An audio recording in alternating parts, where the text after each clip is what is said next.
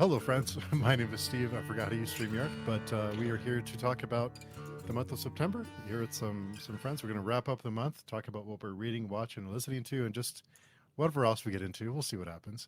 But if you'd like to join us, visit our forums at page2ing.com, and we'd love to have you. So we'll go around the room. Chibipoe, will you start us off, please? Yeah. Chibipoe, just reader on page two forums, and that's about it. Well, I'm very boring. I'm sorry. No, that's not true. And Janny. Just an author and illustrator that's housebound with paintbrush or keyboard in hand most of the time, except when I'm dealing with the animals. So it's really fun to be here with you guys and have a good Saturday night. Say hello. Talk to human beings. And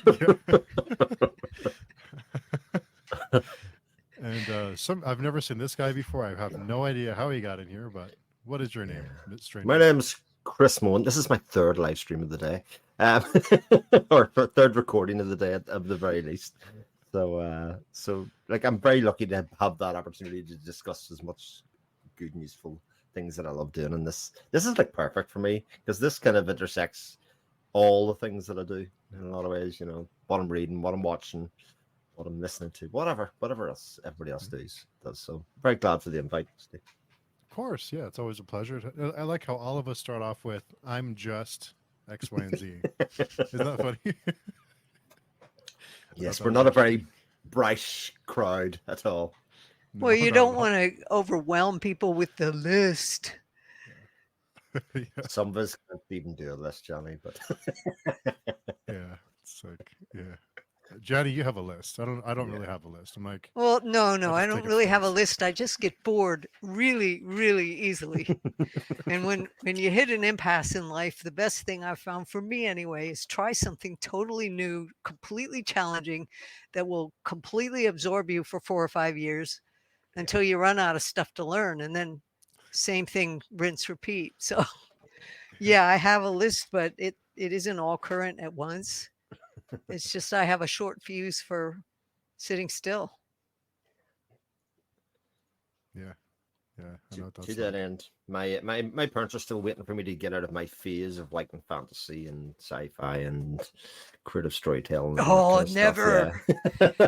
They've never bought me a Christmas present related to anything like that, just in the hope that I'll come out of it. Oh dear. Yeah. So no. I'm not going to prematurely die and opt out of fantasy and science fiction. Sorry. Drawing between the lines is definitely off the list unless you're dead. Yeah. And storytelling is something that I think, do you ever really get over it? It's something that I think is in all of us, whether or not you write or you create or you just, even if you just absorb, even if you just watch movies or television or whatever it is, it's stories. Isn't that, I mean, Yeah. It brings us together in ways that I don't think we really realize until you sit and think about it, like how stories bring us together. And yeah, they're very important to, I think. They're part of the human condition. Mm-hmm. And they're part of the underlying way of defining the cultural mythos that we live in. Mm-hmm. And are also the way we break the envelope. So I can't imagine life without stories. I think it has to be beaten out of you, honestly, because it's natural. Yeah. I wonder if cavemen would, tell stories about what they were doing, or Neanderthals, and just the beginnings of humanity. Just look in the sky, look at that, whatever it may be. It's For sure, it's like when cave drawings were a primitive form of recording events, even if nothing else. But like, I even just put it down like in a primal way, like when you get the chance to meet up with old friends or old family. We often joke around in my circle that we have the same 10 stories we just recycle every week. You want to hear something really scary? Different order. When I was in college, the astronomy department hired me to compile research on the mythology of astronomy because they wanted to do a course on it. So I went digging through mythology from every single culture I could find recorded in the Dewey Decimal System of 5 different college libraries, looking up the myths surrounding the cosmos. Hmm. And the thing that was just blew my mind was in every culture, the Pleiades was the seven sisters. In every culture, Orion was the hunter. I don't care if you were talking Australian Aborigines or people that lived in the Arctic, ethnic tribes living in the Arctic. I don't care if you were from Siberia. I don't care if you were from India. The correlations between some of these myths were frighteningly similar. They were the same. The Milky Way was different. Everybody had a different myth about the Milky Way, but certain signal stars had the same stories. And I said, how could you have a global correlation from all of those different cultures, from all of those different epochs of history, and have them be the same? That was just like, whoa, one of those mind-boggling mysteries that nobody wants to answer. There's lots of those, indeed. I can think of no better person to give that job to than you, Johnny, of all the people I've ever met in my life. And you're like, I want something put together and well researched. You'd be one of the first names on the list. Well, the information was really sketchy, to be honest. It was hard to put it together cohesively because you'd only find a line here or a half a paragraph there going through hundreds of books. So in the end, the department wasn't very happy with me because I didn't turn up this giant volume of material. It was just scraps. But the way the scraps that got shoved into the centrifuge popped out and there were correlations like that, it was like somewhere humanity has some kind of common root, because how could a myth be that persistent that the Pleiades is always the seven sisters and Orion is always the hunter and Sirius, the star Sirius, always takes that prominent place? So interesting. Yeah, the Dogon tribe in Africa marked their time by Sirius, and they were not the only culture that did that. The dog days of summer, that you hear that expression, refers to the dog star, which refers to Sirius being closest to the sun at that time of year. It's all astronomy based. So in some ways, our culture today has drifted away from that connection rather than towards it. Wow. I wonder why have we drifted from that? Too many other distractions? Well, we're telling time by watches and digital clocks. We don't need to pay attention to sidereal time or know which stars rise at what time of season. I think the disconnect is directly probably connected to the industrial age. When we stepped away, and we started measuring time differently, because if you read into some interesting books on culture, I'm trying to remember the name of the one. My mind is a sieve. But basically it says how some Aboriginal cultures tell time, and it's different than Westerners do. It doesn't connect to a clock. And what they look on as a cue to start or stop work is completely different. And to our culture, it looks arbitrary, and it's anything but. It was Jamaki Highwater who wrote the book. I'm trying to remember the title. It's in the other room. I could go dig it up if you're truly curious. It's called The Primal Mind. Fascinating book to read because it says what a different mindset some of those other cultures come from. There you go. Found it in Amazon already. Yeah, Jamaki Highwater, The Primal Mind. I knew if I shook my brain hard enough, it would pop out. Hi, Jarrod. How you doing? Hey, Sorry I'm Jared. late. No worries. Can you give the good listeners an introduction? Let us know about you and what you do. Oh, okay. I'm Jarrod. I run the Fantasy Thinker YouTube channel and haunt the page chewing forums and write a pagechewing.com blog called Creative Crossroads. Glad you can make it. Thank you. Glad I could too. Yeah, so I had a question, Janny, where you were just mentioning how we measure time. What is time? It's all relative, isn't it? Yeah. Depends where you stand on the earth, even what time. It's all relative. Relative to some celestial body. I mean, sidereal time, that measures by the stars. You can measure by the sun. There's your days. Measure by the season, but a minute, that's pretty arbitrary. What we run by the decimal system now, metric, that was invented by Napoleon, wasn't it? Yeah. I think So, so. yeah. Before that, they measured by cloth yards, or they measured by arm lengths, or they measured by cubits or spans, and they were more organic measures, but they weren't precise. But when we switched to decimal and metric, that was all imposed. It's arbitrary. Somebody chose a unit of measure and everybody else followed.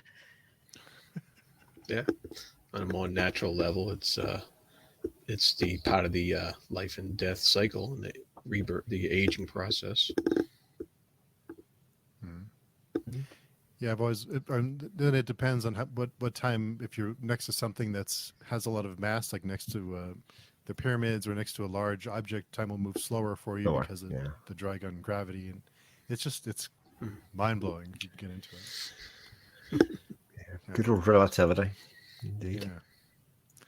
But I guess we can start off with what we've been reading, because we can go off on time all day long. We could talk about this all night long, but what was that? I was lying awake last night inventing the mechanics of a star drive. Yeah. I get insomnia, and I go off on these crazy directions. Wow. How would it work?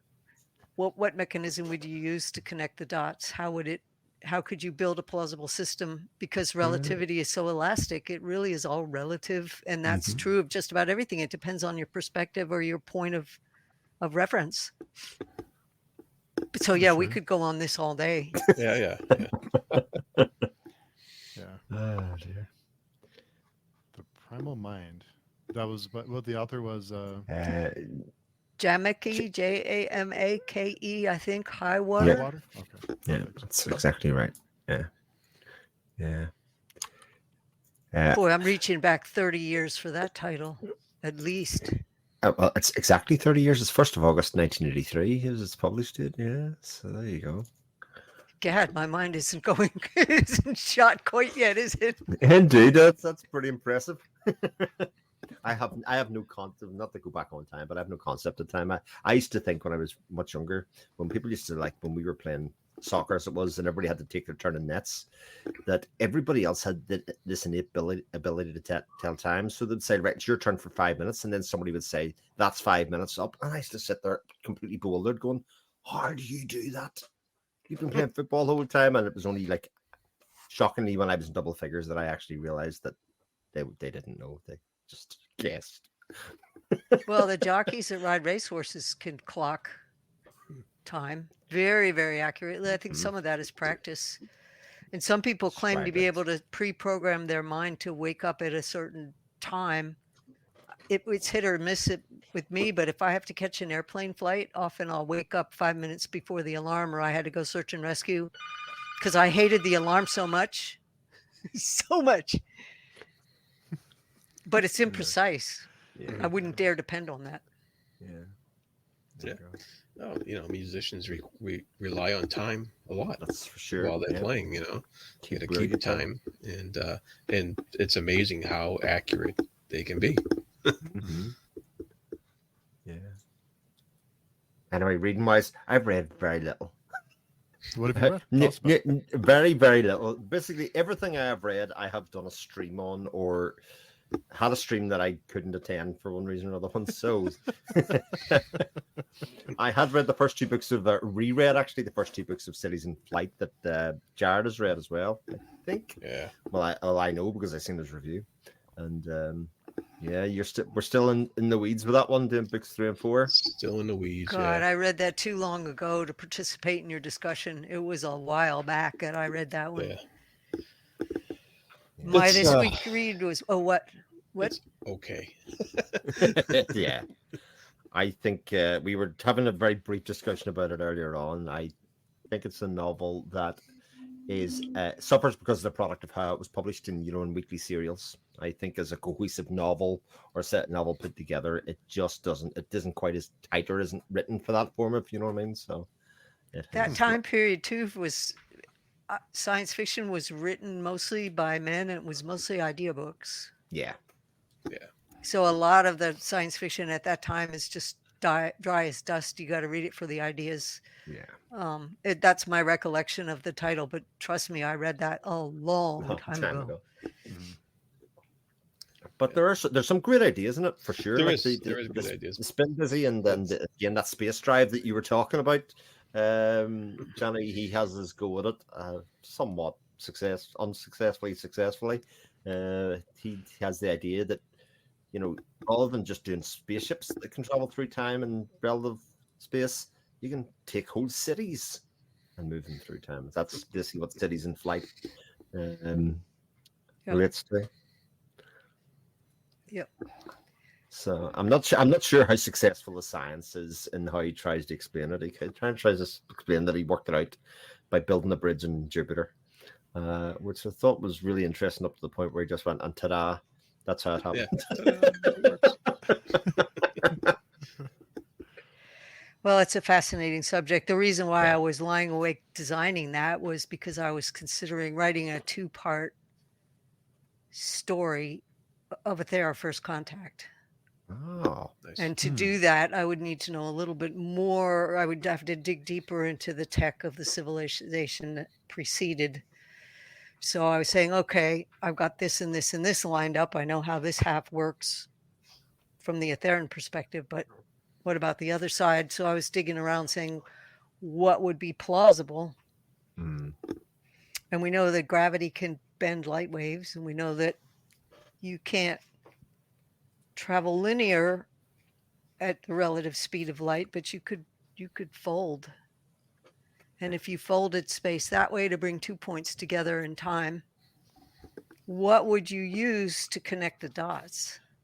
So I was trying to contrive a mechanism by which you would have one point connect to another point if you were looping or folding space, and how that would work, and who could take it over and who could sabotage it, and how that. So, you know, insomnia gets strange. Yeah.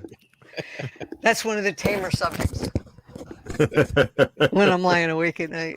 Yeah. Yeah. What else did you catch up this week or this month, Chris? But we've been doing Gideon Falls as well.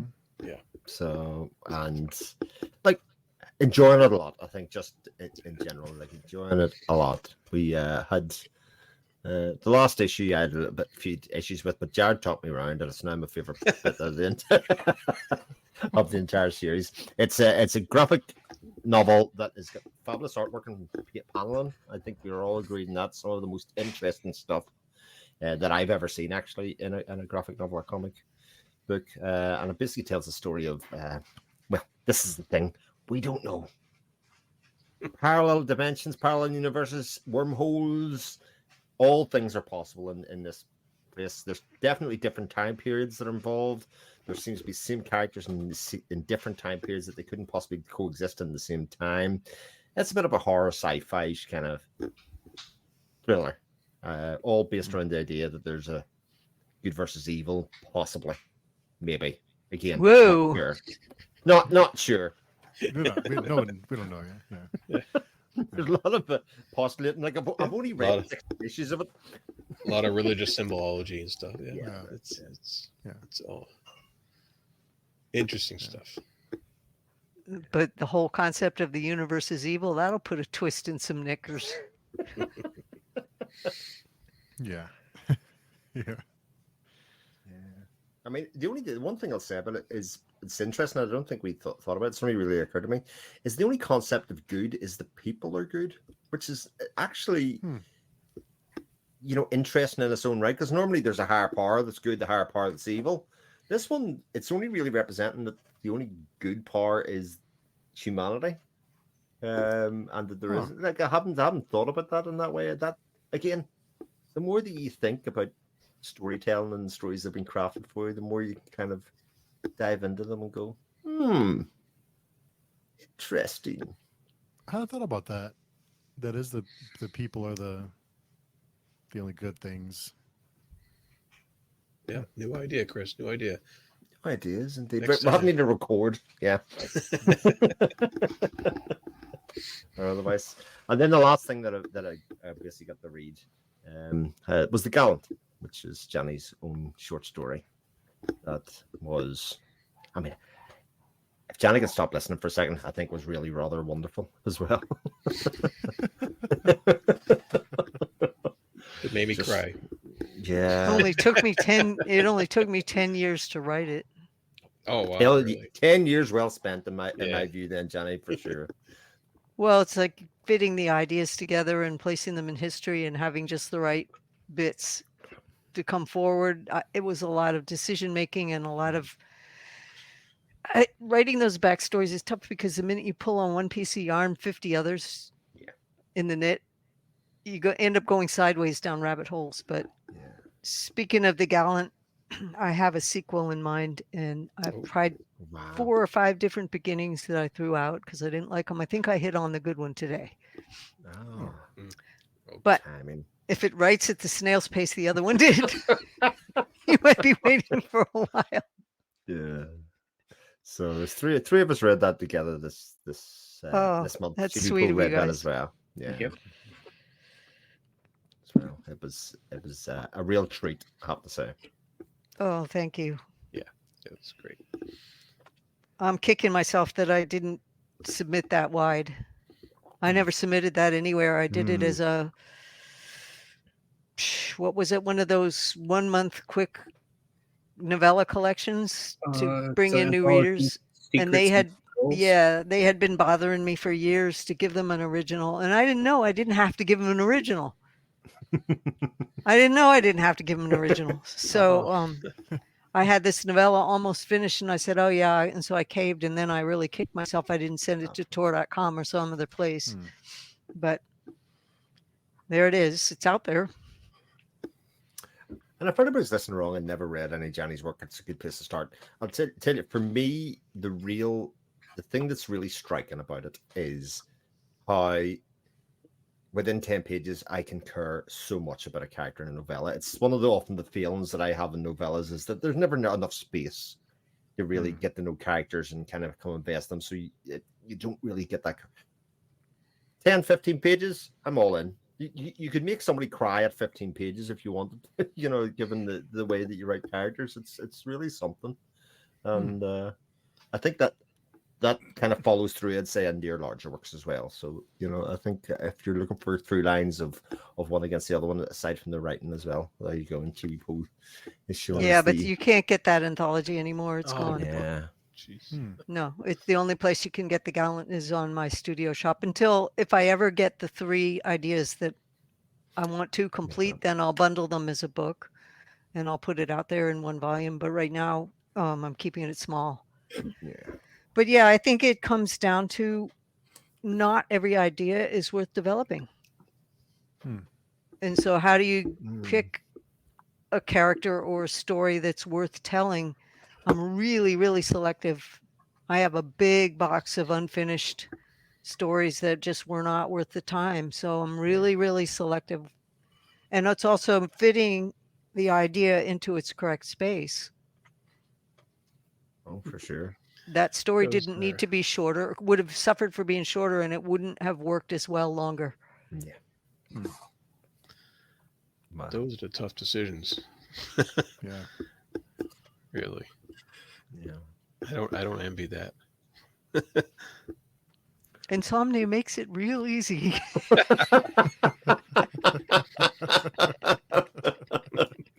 Yeah, an overactive mind. I'm really glad I don't have that either, because I have no problem sleeping. Yeah. Awesome. So that's been pretty much all my reading this month, which is very, very light for me, but coincides with a busy day, and not having much time at night. But there we go. At least I got some good quality reading. So Steve, what are you reading? Well, first I want to just, we need to get the pitchforks out because Chris only read a couple of books. You didn't read 100 books like everyone else, Chris? What's going on? I mean, I didn't make a book video this month either for that very reason. No, but that is the reality, though. Yeah. No, I think it's good because I think a lot of people, whether they do or not, I think some people have this, they put this undue pressure on themselves to read 50 books per month. How do you read 50 books in a month and get anything out of it? Like, how do absorb any of it. And so much time and effort goes into these books, and to rush through them, it's sad. It's like, take your time and enjoy it and absorb it. Like, take it in. But I I'll completely get agree. off my I've actually been trying to mood read this month. I've been trying to just kind of mood read, which is weird for me. But I read A Congregation of Jackals. It's the same author who wrote Bone Tomahawk, the film. And Oh, yes. S. Craig Dollar, I believe. It's a short book. It's very dark. It's a Western. It's not supernatural at all. It's just a story of revenge, and if you can escape your past, if you do terrible things, it'll, things will come back around at you, kind of thing. Also, of course, Warhorse of Vastmark by somebody named Janny Wurts. I'm not sure if you've ever heard of her. Another wonderful installment, and I'm glad to see the series is getting more attention now. I think it's getting more and more people are talking about it, and more people are commenting, even on some of our older videos. Like, I've just found Janny and I love the story, so it's great that more people are being introduced.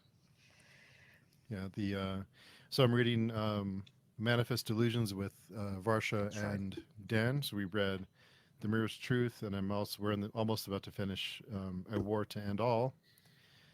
I did start listening to An Ocean of Others by Joshua Scott Edwards. Oh, yes. I'm not crazy about the narrator, though, is the thing. Oh, I'm but not the crazy actual, about the narrator. but the book is voice. good. Yeah, but the book is good. Of course, I was trying to read Perdido Street Station. I did not do a good job with that one. I fell way behind. That's what of I course- just got off right now. The last discussion, I just left there to come here. We were just Yeah, finished up. I was trying. I couldn't do it. It's a big book, though. Yeah, is. it's It big. is. It's a chunker. A little bit, yeah. I also read Androne, Dwayne Worrell. yes. I read that. It's another short science fiction book. Enjoy that one too. It's very short, very action, fast paced. It read like a film, but I think that's Dwayne is a screenwriter, so I think it's That's right. kind of to be expected.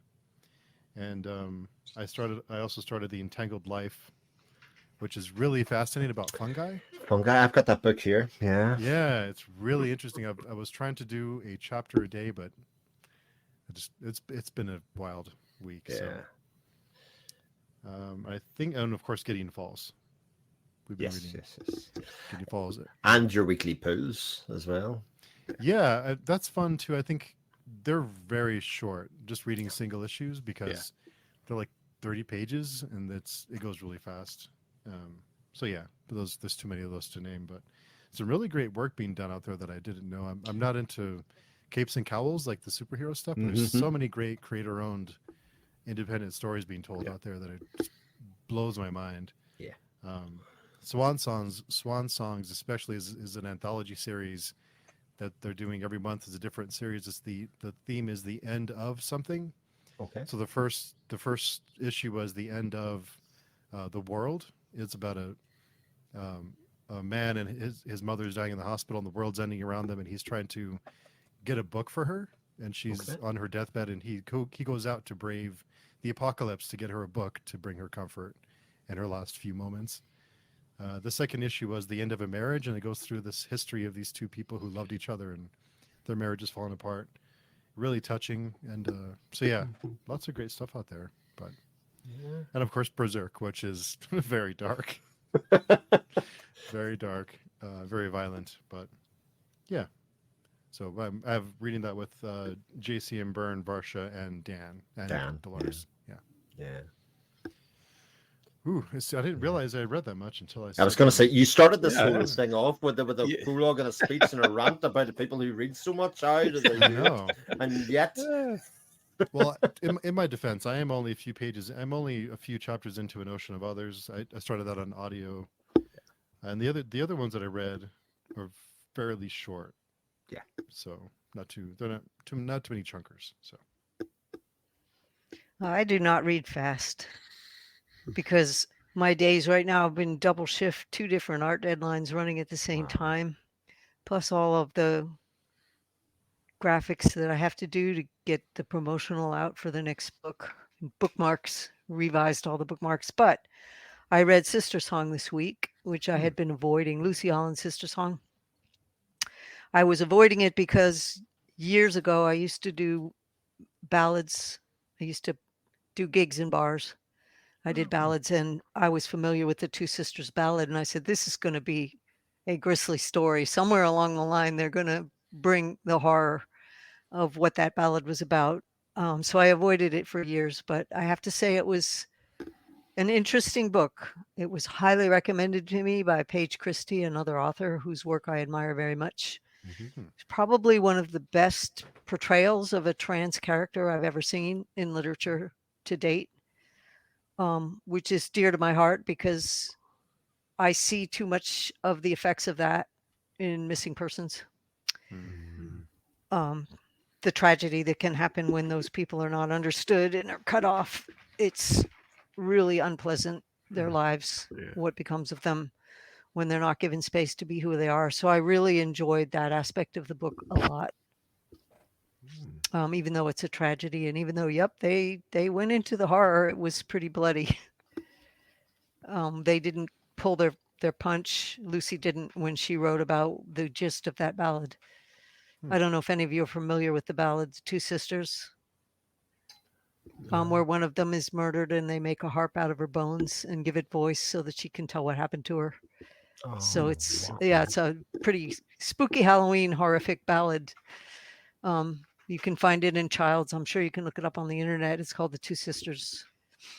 Wow. Janny, see that book is. I have my 13-year-old is trans, or certainly identifying as alternative. Would it be okay for somebody of that age to read? Or Somebody is it of 13? there's no explicit sex. It's Right. about three sisters who are daughters of a king, and they're growing up, and one of them is trans, Okay. born biologically female but not a Represent- woman, and how everyone, the pressures of the society and the women on the society strikes the sisters all differently. Okay. And the trans character has to finally acknowledge who they are, find themselves, and insist. It starts out with them just dressing in male clothing and not conforming. Mhm. But as the story goes on, so I would say it deals with some pretty brutal subjects. Would a 13-year-old read it? I could have, but I read everything. What was it? I really admired what Diana Gabaldon said about determining reading for kids. If they're too young for it, it's going to go right over their heads. If they're old enough to comprehend it, they're old enough to start grappling with the ideas. Yeah. So, I read The Agony and the Ecstasy at 14. Some teachers would have said, oh, don't read that. Don't give that to a kid. I had a English teacher give me Deliverance as a junior in high school. I had never encountered male rape in a book. Yeah. It pretty well raised my hair on end. And I came back and I said, whoa. And she said, oh, I never occurred to me that was. That was in there. I've done that. I have. Yeah. But looking back on my experience, if they're old enough to comprehend it and start asking questions, they're probably ready to learn about the world. And if you're really unsure, read it first. Read it yourself. And to that end, the idea that we need to sanitize things until people reach a certain age, people are going to find that stuff themselves, by crook, whether it's real life happens to them or some other form gets shown to them from something happens to their friends. And sheltering kids too much, I think is actually as much harm as good in some ways. You can find a way to find a happy medium. So find out what's in the book and then be ready to discuss it. But I read Narnia very young, and all the Christian reference went right over my head. I didn't even care. It was just a good story. It was, yeah. I agree. Yeah, I remember seeing the cartoon when I was a kid, the animated version. The idea that animals were powerful, more powerful than the people, was really cool to me at that age. But I didn't see the parallel to religion because I shut off my ears in Sunday school pretty young. You take out of those things what you want to see. Yeah. I think organized religion died for me the minute they told me, when I said, what are we doing in this is literally what I said at age 6, this smelly church. It stinks in here. There are all these people packed in this tiny little room. It's a beautiful April spring day. Why aren't we outside? And they said, this is holy ground and this is, sacred space. And I said, how can it be more sacred than what the Creator made outside? God made outside. So how is this church that people built more sacred than creation outside the door? And they told me, nope, this wasn't true. Hmm. And right there, that lack of knowledge of logic blew it for me. I was gone.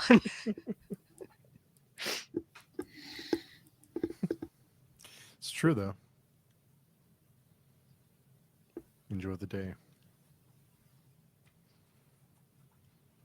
So yeah, I But think kids are more logical and smarter than we think.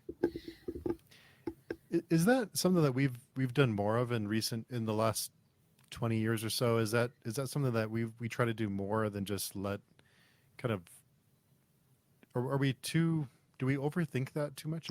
You mean the helicopter parenting? Yeah. Yeah. Yeah, that's why the term came about, because it's more recent development, that kind of parenting.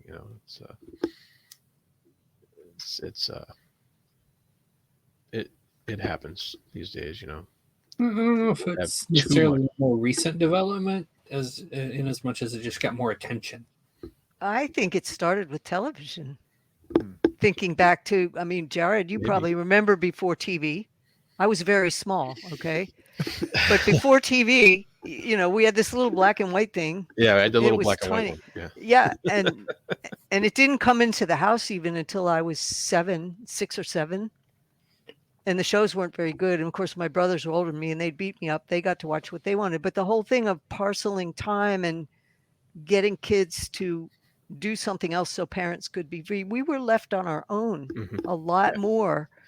So I think it began with television because you could park the kids in front of that on a Saturday morning, the adults, and get a break. The TV was the babysitter.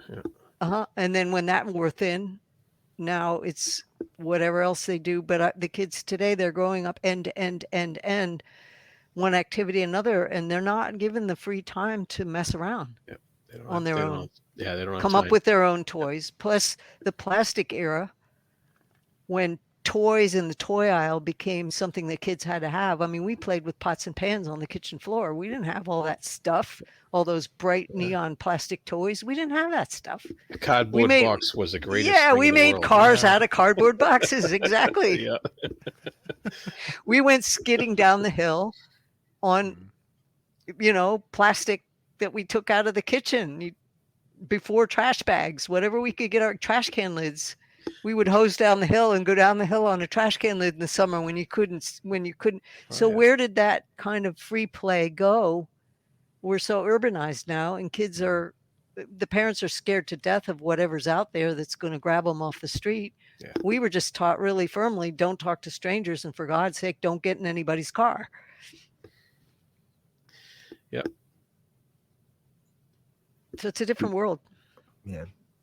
But my kids are at the same age as I would have been then, on an emotional intelligence level, like so far beyond what I was at that level. Yeah. But in the same stage, there's still so much they don't know. They're nowhere near streetwise or anything like that as I was, and I definitely wasn't. Even in that time. But compared to them, it's like, oh, no.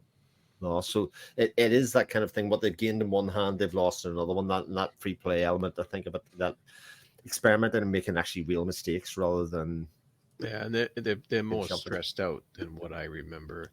Being when I was their age, I agree with that. So it's the advent of having too much information at your fingertips, where they have access to way more information than we did when we were younger, and it raises a stress level and also lowers the, like you said, the free time that we had. So I don't know about you, Jarrod, but the way we grew up, we would disappear for an entire day. That's what I'm saying. We wouldn't show up back home till the dinner bell. Yeah. We'd make a peanut butter sandwich at 7 in the morning and leave the house, and nobody worried. Nobody worried until after dark when you kind of straggled home because you couldn't see anymore. Yeah. So yeah, we showed up at dinner time because we were hungry. That's unthinkable today. Yeah, Yeah. it is. Yeah. It is. Yep. And Well, I mean, in some respects, I've seen people like, of the mindset that it's like, really, you just walked off and disappeared, and your Yep. parents had no idea where you were. We were in the That- woods. that They would be knew. a- They Oh, knew. Yeah. Likewise. I mean, that would be a horrifying idea today to a lot of people. My dad had one of those Freon boat horns, and he could, if he wanted us home, he would let that thing off, and you could hear it for a couple of miles. But we Wow. would be that far away. We would be that far away in the woods. Yeah. We would be. So yeah, if they really wanted us back, that's what they used. Yep.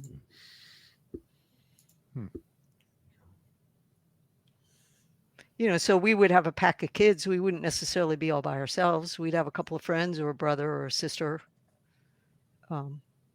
But we would disappear for the entire day or the entire summer, every day. yeah, I didn't have a lot of woods areas, but it's like I would have gone out and I'd be ranging way miles away, before I'd come home, and they're like, "Where are you?" I was like, "Just out." We also were walking distance to the town library. Oh yes, So I would walk to the library after school and come home with a stack of books. I would pass by that on my way home from school at one point.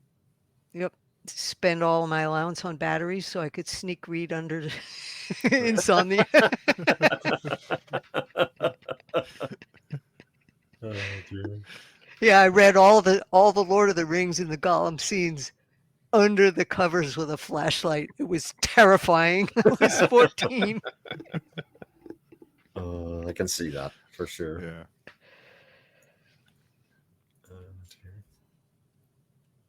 Dear. It's interesting. But what else did you read this month, Jenny? Besides Sister Song, I read what's her name? Maytar's Legacy of the Brightwash. Talk about a Oh, book that yes. haunts you after you put it down. And I'm resisting buying the sequel immediately because the cliffhanger, you probably heard my scream across the entire internet. I hate cliffhangers, and that one was particularly awful. Oh. Hmm. Well, it's a disease of author brain. You leave an author brain with a cliffhanger, and what do? You take your insomnia and you rewrite a million different endings, which are not That's the one funny, the author yeah. intended, and they're not one that's going to be any good to you on any story that you'd ever write for yourself. So it's like you're burning rubber, going nowhere until you get the book the author wrote to get the ending they intended. So yeah, I was pissed at that cliffhanger, but it only goes to say how well the book was written and how thoroughly I was immersed in the characters. Well, I'm glad I haven't started it yet. So I'm glad the sequel's out. Make Otherwise, sure if you get a third of the way into the book and you think you're going to like it, just buy the sequel so you don't go through the torment. Okay. It's one of the best self-published books I've read, on the list of many that I've been experimenting with over the last couple of years. Wow. What other self-published books or would be your top 5 or so? Well, that one would be up there. Let me think. I was pretty impressed with Blood of the Spear by Mark Timoney. Mhm. It started pretty mundane and pretty ordinary, and I thought, oh boy, I'm going to have to use a pen to keep myself awake. This feels so ordinary. And holy crud, he just exploded that beyond what I could possibly have foreseen based on the first chapter that felt very much like, young kid getting bullied.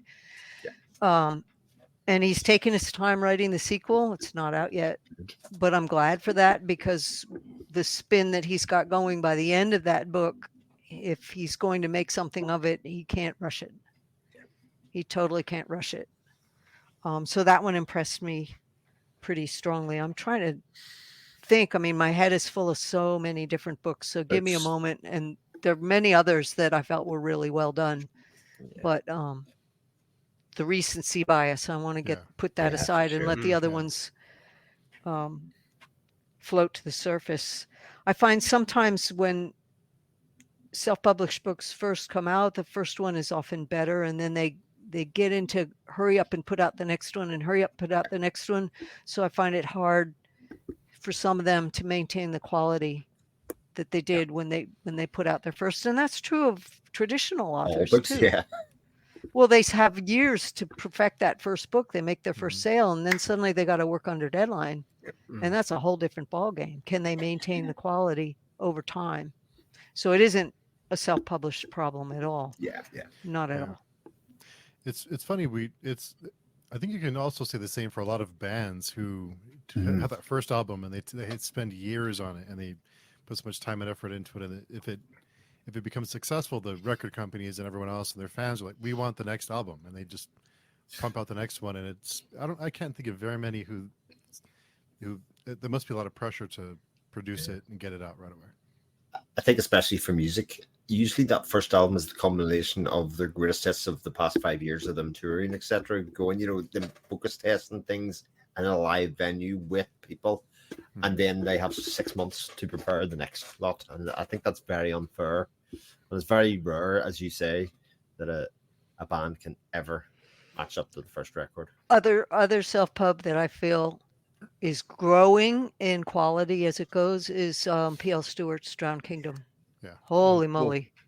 Yeah. That guy is a really good writer because taking an unappealing character and immersing you and making them just heroic enough that you keep coming back for more. And believe me, each book as it comes out is better.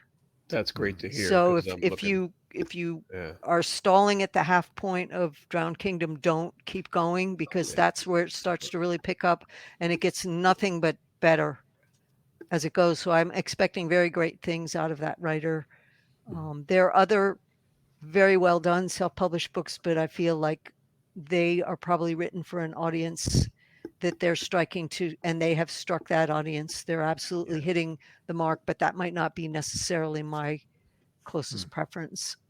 But those three there are the ones that crop to mind immediately. I would like to try an experiment with you guys, speaking of music, and putting out albums that it's hard to maintain the quality. There was a group that I stumbled across. I don't know if any of you are fans of Grace Slick from Jefferson Airplane. Do you know who I'm talking about? Yeah, I know who who it is. Yeah. Yeah. The band's name is October Project. They did 2 albums. One was called October Project, and the second one was called... Sony bought them. Their lead singer can sing like Grace Slick. Unbelievably powerful voice. It's sort of a mix of Renaissance, Jefferson Airplane, and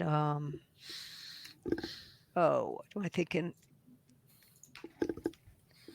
The name of the group will come up. Everybody I suggest listen to this band goes crazy and loves it. Right. Absolutely loves it. But Sony didn't know how to market them. It sort of disappeared into nowhere. The quality of the 2 albums they did were just astonishing.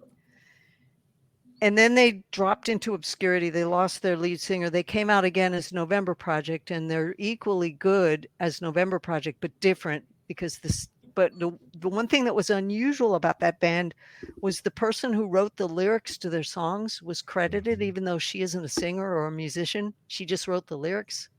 But the lyrics are incredibly well done. Just as an experiment, look up that band and tell me what you think of them, because I have never yet recommended them to anybody that they didn't fall in love with it. Challenge accepted. Cool. I'm a person that likes liking things, though, so the chances of me turning around and saying, "Yeah, I don't like." Well, it, I but don't know what your just tastes put it are. up. I have no idea. It's their music is very melodic. It's very original. It's really beautiful to listen to. The lyrics are powerful. The mix is just incredible. Just incredible. I'll check that out. Cool. Yeah, check it out. Yeah. And we're coming up on Halloween, so October Project, how can you That miss? is very sure, indeed. Yeah, we're almost to October, so Tomorrow. very timely. Yeah. So, Jared, what did you read this month? What did I read? Oh, What did I'm I... sorry, Jenny. Was there anything else you Oh. had read this month? I'm sorry. I'm a slow reader. I told you. Yeah, me too. I savor every word. Actually, I did read one other book this month. I read the closure of Philip Chase's trilogy. Oh, you finished it? Yes, I did, and he absolutely achieved what he set out to do. It's solidly brought all of his themes home. And I don't want to talk about the ending too much because he just put it on sale. Nobody's gotten to it yet. But that was my 3 books. That was my 3 books for this month. If you're a John Gwynne fan, you will love this trilogy.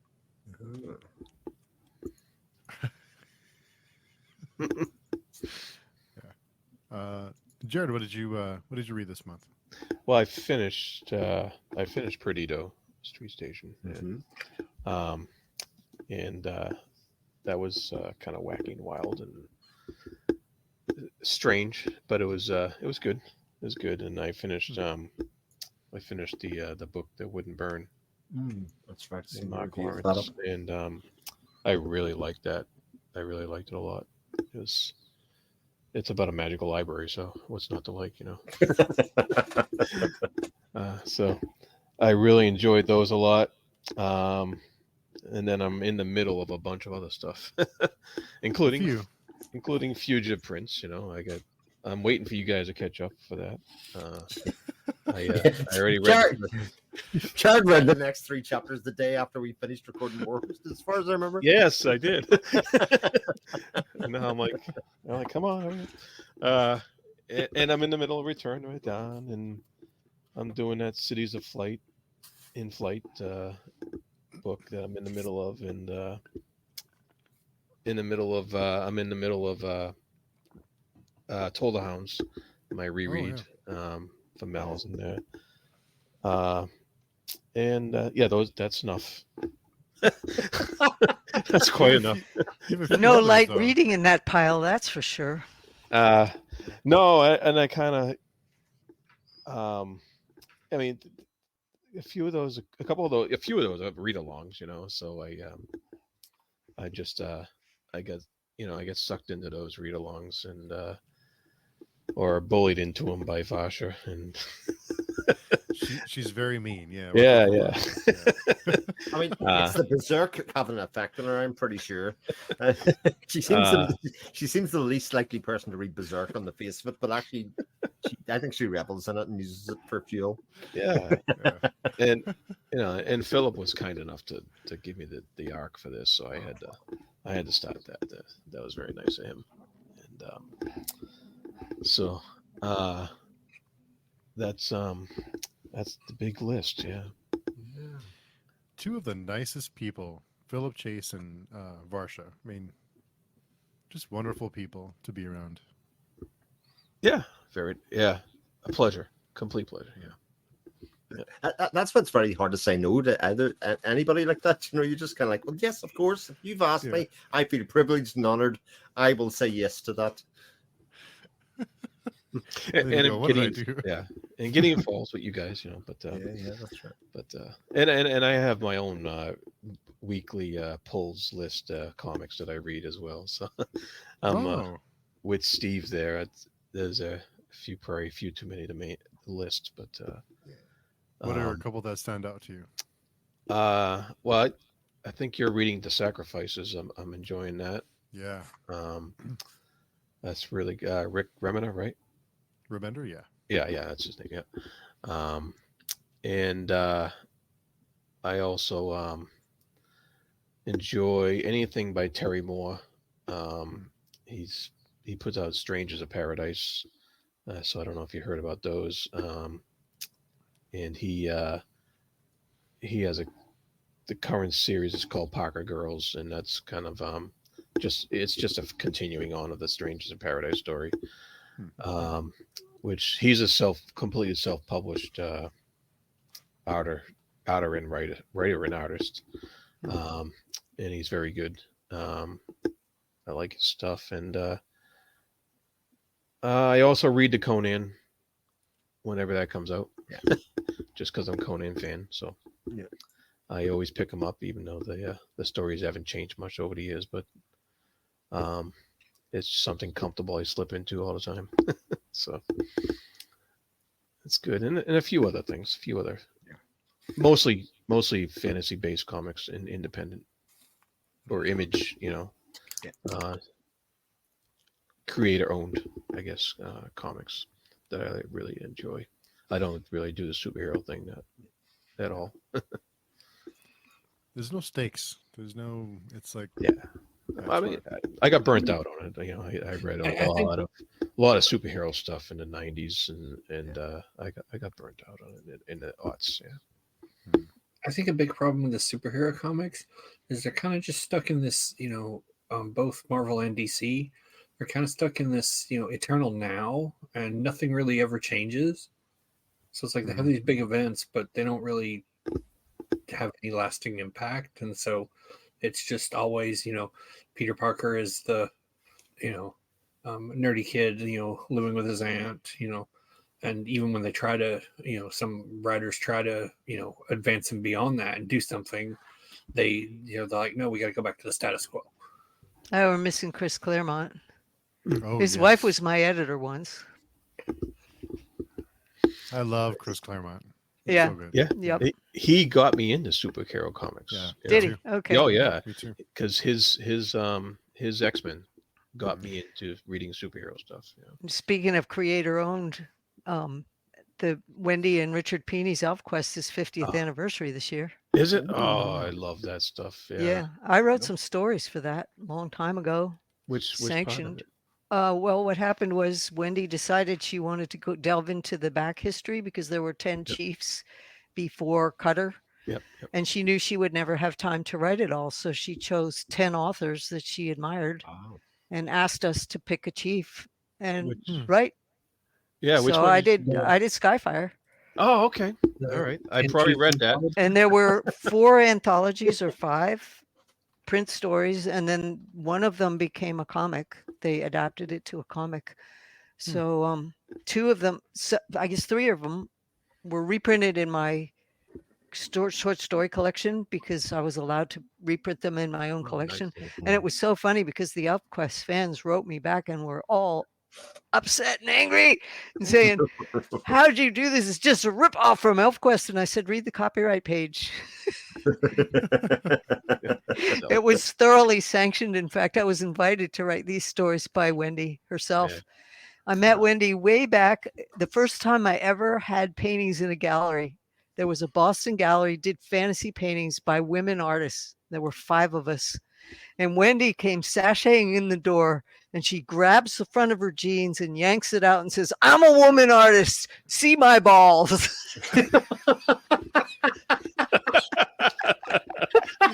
Oh, It was Rowena, it was me, it was Dawn Wilson, it was Wendy Peeny, and I'm not sure who else. There was a 5th one in there, and we ended up making buttons that said "Prima Donna, Bitch, Harridan, and Shrew" because that's what it took to survive in the field as a woman. wow.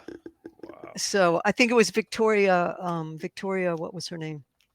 Was the 5th one. So anyway, that was the first women artist science fiction show. But I thought you'd get a laugh out of that one. That's great.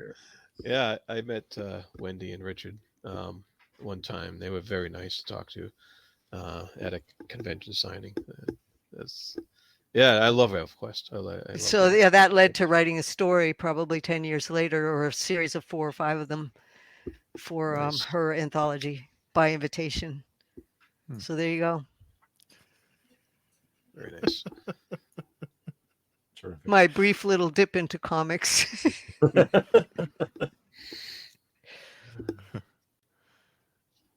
Anything else you can think of? I know you have a long list. Yeah. There's, You jeez. probably can't remember. There's more stuff I want to read, but no, that's it for the books. I think that's it. Yeah, I can't think of anything else as far as I know. There's a few more comics, but they without them being in front of me, I can't recall them.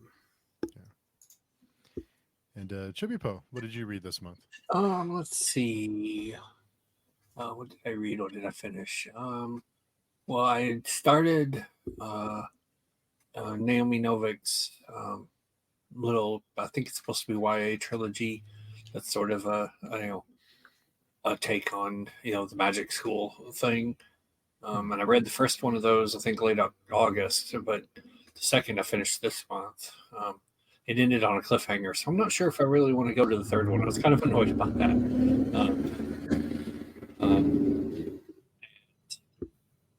But I was liking, I was liking it a little bit because, it's like, here's a magic school, and they're actually doing magic, because it occurred to me, it's like our other big example of, here's a magic school.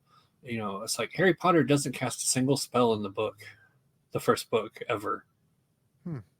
He doesn't actually. People around him perform magic, but he never actually performs any magic in the entire book or the movie. It was like, okay, just someone pointed that out to me. I was like, oh, that's odd, but anyway. So I read that. I am reading slowly because I keep getting distracted with other things. I love that series. I love that series. Mentioned it to Jenny, pretty much, from her recommendation, I went and bought all of them.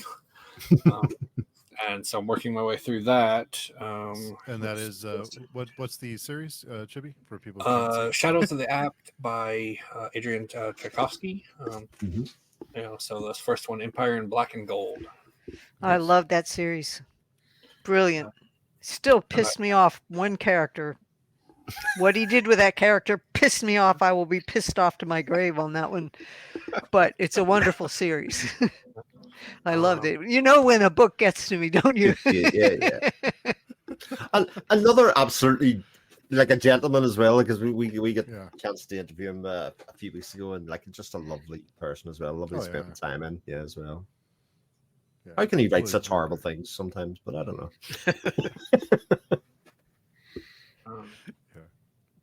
What was it Betty Ballantyne used to say? Science fiction and fantasy readers are the most interesting, intelligent, and inquisitive people on the planet. They were her favorite people to work with. And she worked with people who wrote Westerns and people who wrote every other kind of thing. Ballantyne books spanned the gamut. What a treasure. I was so sad when we lost her and Ian. Sure. But anyway, that stuck with me because I think she's right. I'm not very happy with people who stick to the norm. I've always felt this because I actually see it through my own kids. The kids that are in the science fiction fantasy have themselves figured out a long way before most of their peers, and yet spend most of their teens punishing themselves for being different. Do you know what I mean? It's kind of a weird thing, but I look at the surety that they have about themselves, and that they exist happily in a creative world. It's one of the things that I always look at and go, So I got that one. I started on after the, I hadn't really been interested in it before, but after the hubbub, that came up earlier this year, I started on Illborn. So I'm a little ways into that. Jackson. And then someone stole my joke earlier, but I also, even though I read it just like a month or so ago, I did a recent reread of this. He did the heroic task of going through the ebook and listing by phrase all of the damn typos because the publisher said they had to have proof that they were there. All the 1-star reviews that I sent them, that wasn't proof. So heroic effort. You deserve a medal. And then I'm working on this, of course. Yes, Fugitive Prince. Chapter 5, so. Oh, that's cool. I got the same copy. That's Start of the third arc. Don't be thrown that it's an arc start. It's a build. You've got trust at this stage, Johnny. You're okay. Thanks, because as many years as the series been out, people still don't get the arc sequence. They don't get it. Just not enough awareness on the ground. That's all. I give Robert Jordan 2.5 books, waiting for something to happen. One stage. There's a character. It's a good discussion. There's a character. It's one thing that the TV show's done well is they're actually for like Matt, for like the first 4 books, he's not even really a character. That's right.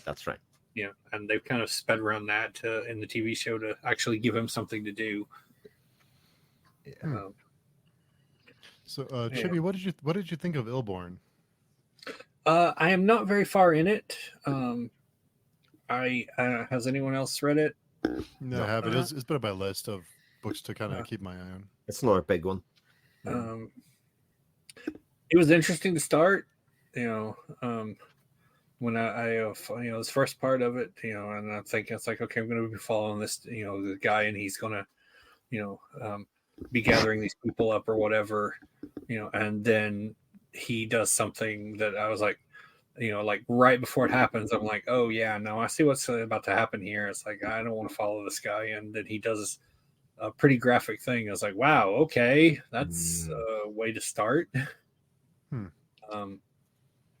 And so I'm not too far in. I don't remember how far. It's somewhere on my phone. So, but I'm enjoying it. I just have all these other things that I am reading. So,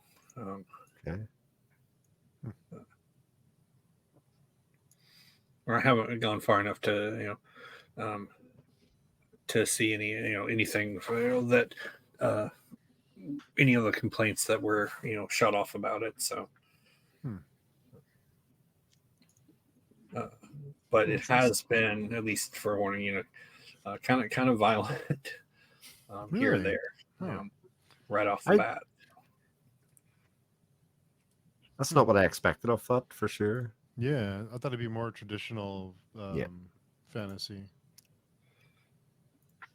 Well, without going into like difficult spoilers, there's apparently some people that'll be chosen by something or someone, and there's an extremist religious order that is apparently very opposed to those people being chosen by what or whatever, and I'm pretty sure you can draw the line from there as to what the extremist religious order is willing to do. So I was like, whoa, okay.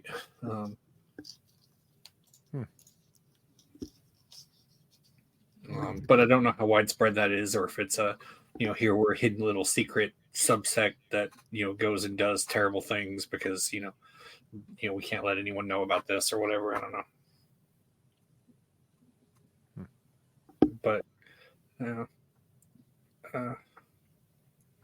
I'm still, it's like, it's interesting and I want to keep going, but I haven't formed a, major opinion on it yet. I'm like, so we'll see. Interesting. I guess how Janny mentioned with Blood of the Spear, which was my experience, is it's like, okay, well, this is a thing to start with. I'm like, all right, well, let's see where this goes, because I'm just like, is this going to be like misery and torment? I don't know, but right now. Oh, that thing opened out. It didn't take too long. I mean, within a couple of chapters, it started taking a different tack, and by 5 chapters, it was like totally on different ground. And when you get to the last 3/4 of that book, if he can sustain what he started there, it's going to be amazing. Yeah. Totally caught me off guard. People send me books and sometimes I start to read them and it's like, is this going to be a painful experience? Because they're people I care about and they're people that I don't want to say anything unkind to. And they're people that in many cases I have to work with them. They might work at a bookshop and they might have been pushing my series for years. So I don't want to ever throw cold water on somebody's start because you can't tell on a first book where they're going to wind up in their career. You never can tell. So I believe that any kind of effort like that needs to be nurtured. But Mark Timoney's book just totally blew me away. I was not prepared for the way what he took going forward into that series. And so I'm looking forward to the sequel, and I'm glad, like I said, he isn't rushing it, because where he left off in that book, the possibility for depth is incredible. And I hope he doesn't misfire on that one, because if he doesn't, it's going to be an incredible series. It just took a while to unwind it. So don't judge it by the first chapter. And the first chapter wasn't badly written. It just felt very much like so many other fantasy books to start with the young boy getting bullied. Yeah. And getting a disappointment in chapter 1. And so I said, oh boy, here comes another story like that. And I couldn't have been further wrong. Interesting indeed. He just used that as a common ground to open it. I'm terrified sometimes to get a book from an author that I know. I would imagine as a fellow author, it's even more nerve-wracking because it's it's your peers, and it's to receive a book and then to like, oh, here we go again, like. But I'm glad it turned out better than expected. You try, when you get a book, to look at, if it's competently written, you try to say, what audience is this book for? And then you comment it and you review it based on what audience it was actually written for, even though that audience may not be me. I have written and read widely enough that I can appreciate the effort going to a different readership. So that's how I handle most of it. When it comes to a book that's really ineptly done or just doesn't have any spark to it at all, that gets really hard, and I miss the old ethic. And the old ethic was, you got sent a book, you did not say a word to that person that you sent the book to. Either they commented on it or they didn't. And if they didn't say anything, you didn't stir the waters, because that's where you go into uncomfortable territory. I mean, they could have had a life problem that made them not finish. They could have just not been to their taste, but invariably it's going to be painful to them if you bring it up. But now with the internet, everybody's just a social media click away. Yeah. It gets really difficult. And I've noticed a tendency on authors who mail me books unasked, or they send me the book and say, I hope you like this. They just have to come around and ask. And then what? So if it doesn't pass the smoke test of what audience this was written for, and can I review it for that audience so that it connects that person to the readers they want to connect to, it can get awkward. So I try not to.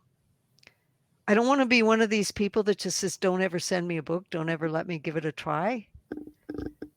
But it's not easy, because you really don't want to hurt their feelings. And you know how much, as an author, effort goes into writing a book. You totally know how devastating it can be when you hear nothing or you get a bad comment. So you just try to let the grown-up take the stage. It isn't always easy to do that either. Myself and Jarrod were talking a bit about that earlier on, because I was trying to recommend him a book from somebody that I had met on a Friday conversation, for instance. And even that 2-hour interaction that we had, for some people, could taint my experience of it per se necessarily. But as I was saying, like, the fear is, what, don't even read the book, because I kind of like that person as a person, and it can only taint. But there's nothing better, like in the case of PL's book, for instance. I think all of us here actually really love it. I think it's a terrific book. The first one, and then it only gets better. Gives me such hope. So that idea, when you get to know somebody, but you also secretly go to read your book, get the end of it, and go, no, I can shout from the rooftops about this, because this is pretty great, and I think this should be read by other ones. I think it's a great and very fulfilling thing as a reader, to kind of see that the personality of the person mirrors the personality of the book in some ways. It can be quite nice. Yeah. What you said earlier, too, was I always appreciate the effort, no matter what. No matter what I think of the book, I always appreciate what the work that goes into creating something. Yeah. If I showed you some of the early drafts of some of my work that are still in the file box, that I will send the papers, because my author papers, I've got a home for them. I'm going to make them available, but if you saw where some people start, the sad thing is, and the glory is, you can hit self-publish, and you can hit that button too soon. Yeah. Oh, yeah. And so what happens then? How do they survive the learning curve? In the old days, you've survived it by rejection after rejection after rejection until you figured it out. Now, with that self-publish button, you learn by the harsh review, I suppose. So how do you grow the thick skin? How do you grow up when the internet is there capturing all of your gaffes and mistakes? Yeah. Until you learn to handle criticism or handle that your book isn't going to please everybody, which frankly makes me cheer, because if you don't please somebody, that's a judge of the quality of the work in many ways. You know, you don't go through life without making enemies unless you have no stance at all on any issue. There's a minute you take a stand, somebody's going to hate you for it. Yeah. So, but how do you grow your creative spirit up when there is no peer school teaching you how to do it? Mhm. You can't grow into a vacuum. You know, it just doesn't. You need that kind of loop, or that creative feedback loop that then we can improve. So what do? How do you sort it? You sort it by who the people are, what they say on the internet. You have a feel for them bouncing around the various forums. You have other peers or other friends who've possibly read the work. Yeah. And you can ask about that. You have a genuine sense of who they are. Are they speaking from the heart? Are they speaking from the ego? You know, if they appear on a YouTube channel, you can sort of connect by listening. I do a lot of lurking. I don't comment, but I watch a lot of channels. Yeah. You kind of get a feel, and there's always that read inside the book function. Yeah. Mhm. That's Yep. No, I didn't stumble upon PL's work by accident. I listened to what people were saying about it. I listened to that, and I listened to what I know what I like, and so that's how I finally decided, okay, I'm going to get this and read it. Well, And Christian I Cameron gave it a huge endorsement. That's pretty big. Yeah. The other way that I do, if they approach me cold and they send me an email, because my email is very public, I will look at what they said in their email really, really carefully. And if the third line is, I never read your work, but because I don't care if you never read my work, that's just fine. You know, there are too many books out there. You can't possibly read everything. But when you're going to ask me to comment on your work, it helps to have done your homework to see if our audience even overlaps. And if you never read my work, how are you going to know where the common ground is that I might even like your book? Or my audience would like your book, because if I make a comment on it, my audience is going to be looking at that. So there's doing your homework about who you send a book to. Yeah. That'd be kind of ballsy to send a book to somebody you'd never read. Happens all the time. Wow. Far more often than you would ever imagine. Wow. expensive business sending books to people. I'm sure, I think Jarrod and Chris, I'm sure you guys have gotten this too, where you get like a copy and paste thing like, hello, and it's the wrong name. Like I got one, I've gotten a few that said, hello, Andrew. I think you'd really like my book. I'd love to send you a copy. It's like, I'm not Andrew. I don't, yeah, it's like, it's not, you know, so, but yeah, I mean, it's just take the time to change the name at least. Like, you know, I get like copying and pasting, but just take the extra 5 seconds to change the name. Like, you know. Hello, Janny Wurts.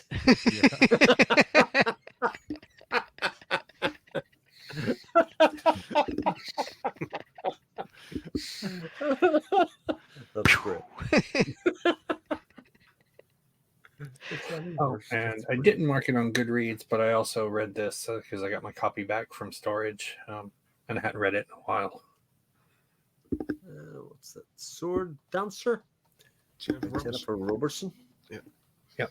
Oh, that's a good old classic. That's a fun book. That's a whole fun series. Yeah, I've got this one. It's That's a battered, great fun like read. Jennifer, yeah, it's a great fun read. It's about a male swordsman who has an ego bigger than a house, and he's a tremendous chauvinist, and he comes across his equal, if not better, in the sword ring, and she's a woman. And it's just great static. The books are a light read. They read fast, and you will never forget the horse called the Stud. The Stud is an ornery donkey, and he's constantly trying to throw his overly chauvinistic male rider, and the relationship between that guy and his horse is enough to make me coming back to those books. Yeah, they're well worth looking up. They've been around a while, but the topic is certainly timely. What's the name of the book again? Sword Dancer, Jennifer Robertson. Sword Dancer. Yeah, she's got this. She also wrote a Robin Hood retelling, which is great. Robin comes back from the Middle East with bad PTSD. Oh, Really? yeah. And Marion is quite the character. So she writes it from Marion's point of view. And she also wrote another one called Lady of the Glen. And it's a retelling of the Glencoe massacre, told from the women's point of view. And it's really, really well done. Jennifer writes a good book. She started publishing early. She was practically in her teens when she did her Chisuli series. Yeah, I have all of those. So it's like, so I ended up, starting that one from reading the very last book. It's fun. It's a fun read, and it's certainly timely topics, and I think you'll enjoy it. Yeah. I need to pick up her one series, Caravans. Caravans is really interesting because it doesn't take the black and white stance. It deals with otherworldly kind of demonic beings, and they're not bad. But it's I think I'm still waiting for the third book. She wrote the first two. I'm not sure whether she's got the third one out yet. Don't take my word for it, because sometimes I lose track. The last year's been pretty intense. I thought, I had the first one. I know she came out with the second one because I read it. Yeah, and I was like, I didn't even know this was a series. I was like, okay, I got to get the rest of these. It's kind of gypsy caravanners. Is the setting. They live itinerant in wagons, and they're not accepted by the other cultures, and they have otherworldly magic. And it swiftly drifts into, I guess they guide caravans on the roads where the roads are safe and not safe, going through these forests where if you stray off the known route, you get in deep trouble. So it's a great concept. We got Caravans 2006. Yeah, the third one's out. The third one is out. Fantastic. I'll have to chase it down. The Wild Road. Okay, she got the same title on it that Jane Johnson and Mark M. John Harrison collaborated under, The Wild Road. That one's about cats, feral cats. Feral cats have all the magic. It looks like there's Looks a like she also fourth one. got a, looks like it's considered a fourth one, but it's like a short story collection for Okay. Chisuli, Sword Dancer, and Caravans.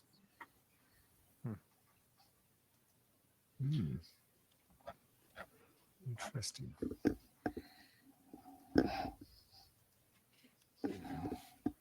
See, more discoveries, more books added to your list. I know. My wife's Yeah. gonna hate these. Yeah. Yep. I think that my preferred way of dying will be to be crushed under my TBR list. Yeah. So I'm only too happy to feed yours. Yeah. Yeah. There you go. We're all the same at heart, Killed by stories. That's the worst way has to go. I think Robert Aspirin did it right. He was sitting in his reading chair and he took off his glasses and his wife found him. So he just sat down to read one night and just left. All peaceful and quiet. That's the perfect ending. Yeah. I hope he got to the end of the chapter.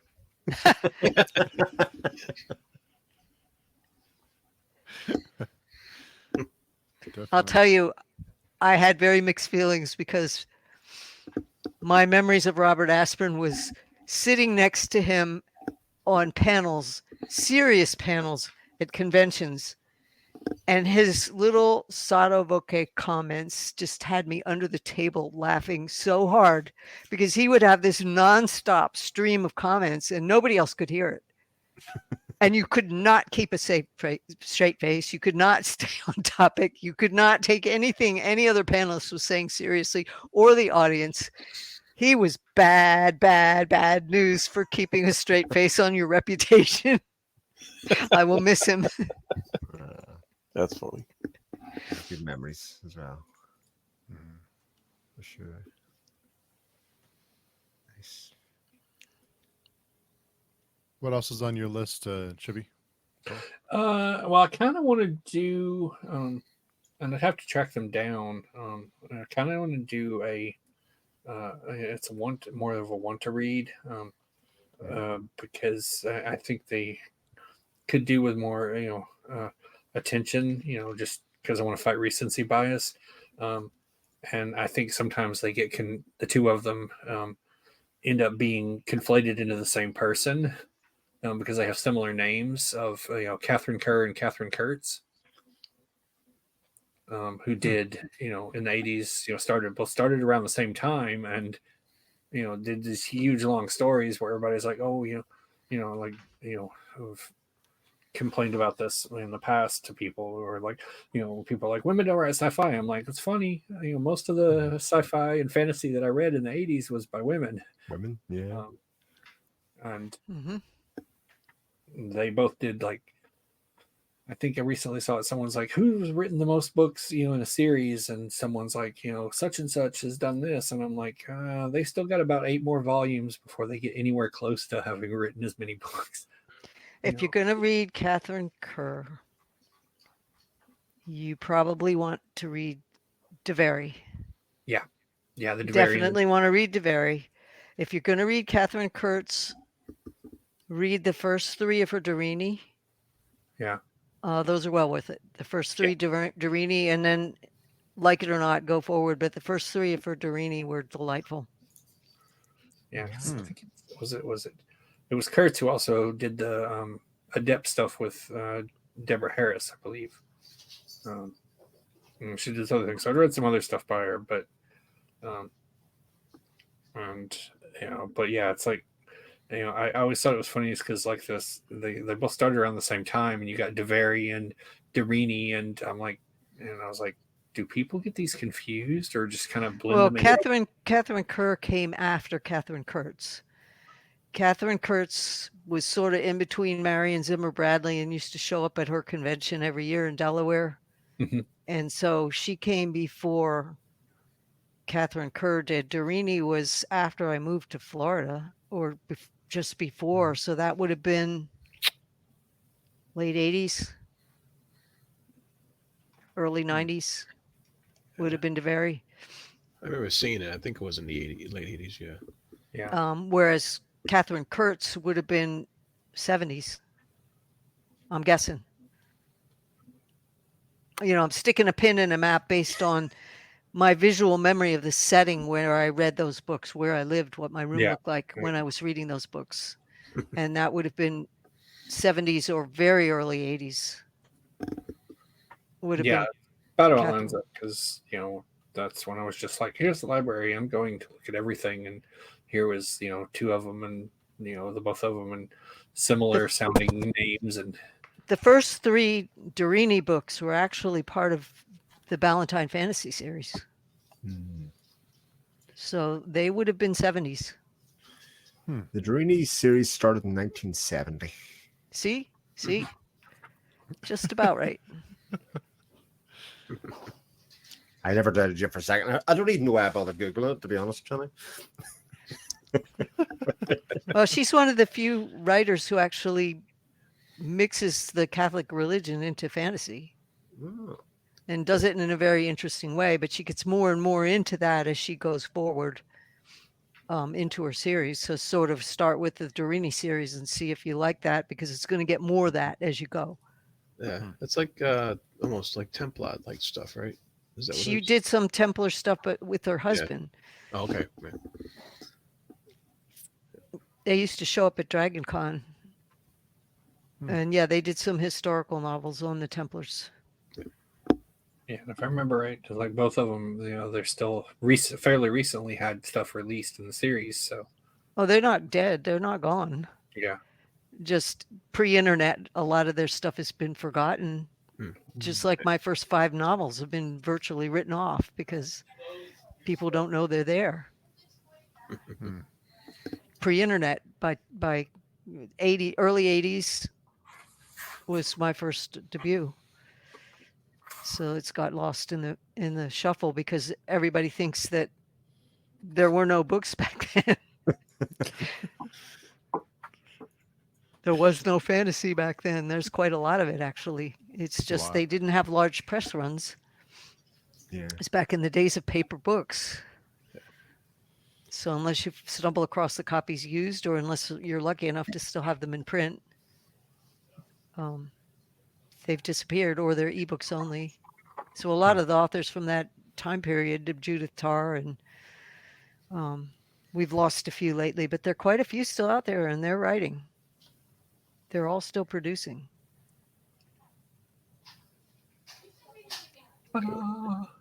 Oh, there you go. Yeah, there you go. All those early books. But those are the reprints, actually. Those aren't the originals. Yeah.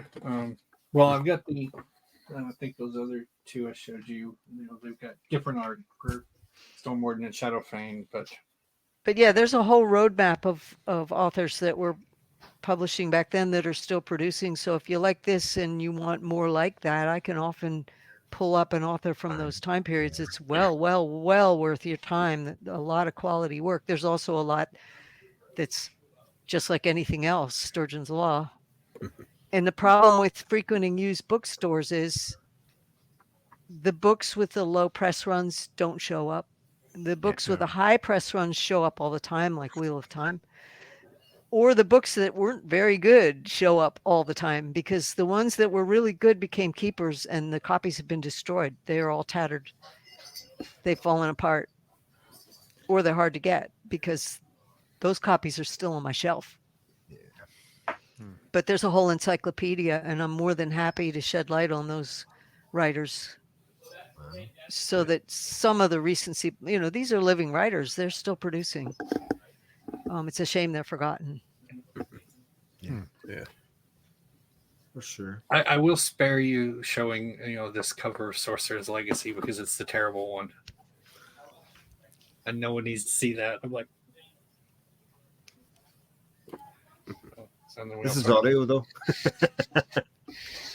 Oh, very nice camera. Indeed. Very nice. So yeah, there was some pretty cool stuff. In fact, a lot of people don't realize Robin Hobb got her start as Megan Lindholm. Yeah. And she wrote a book called The Limerick Gate, and it's a trilogy, and it's about itinerant gypsy type people that live out of wagons. And it's charming. But almost nobody's heard of that series.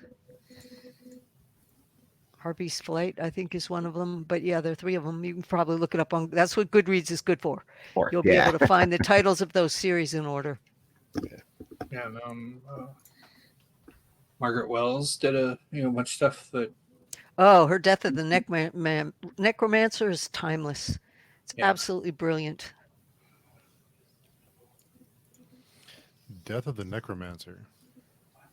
Yep, it's a caper story. It's a caper revenge story. Gaslight, written before Gaslight was a big deal. It's part of her Illyrienne series, but it's the best part of that series, and you don't have to read the sequels. It's a very high quality, well-written fantasy, well worth time to dig up. Cool. Another science fiction writer that wrote a fascinating series, Janny Killian series, written by Christine Smith. Almost no one's heard of her books. It's about a war veteran who was taken captive by an alien species, and they changed her DNA specifically to make her the ambassador between species and stop the war. Really interesting ideas. Kind of surprised the element of fire. Is that the first book? That's a good book too. Oh, I was looking at the wrong book. But you don't need to read the others. You can read Death of the Necromancer right out of. Okay. Just read it. It completely stands by itself. If you want it to. Death of Necromancer, 2 of the things that Steve loves best in books.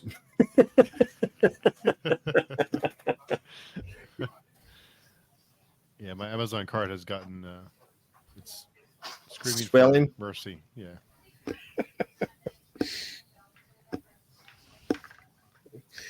Hey guys, I got to run, but Yes. this was a lot of fun. Can I ask you before you run off, Jarrod? Did you find Perdido Street Station depressing? I found it tragic. I did find it. Pretty grim. Yeah, it's tragic. It's a tragic ending, but I wasn't depressed or anything like that. But he's, it was a very cool story. But it did have a tragic ending, especially I don't know if anybody knows, but the character of Lynn, the Capri character, I found that extremely heartbreaking, that part of it. But good story though. It was a good book. Great to catch up with you, Jarrod, as always. Jared. Yeah, Thanks for coming. yeah, it was fun. Thank you. I had to go Thanks, cook Jared. some dinner. All right, bye bye. Take Take it care. easy. Bye, Jarrod.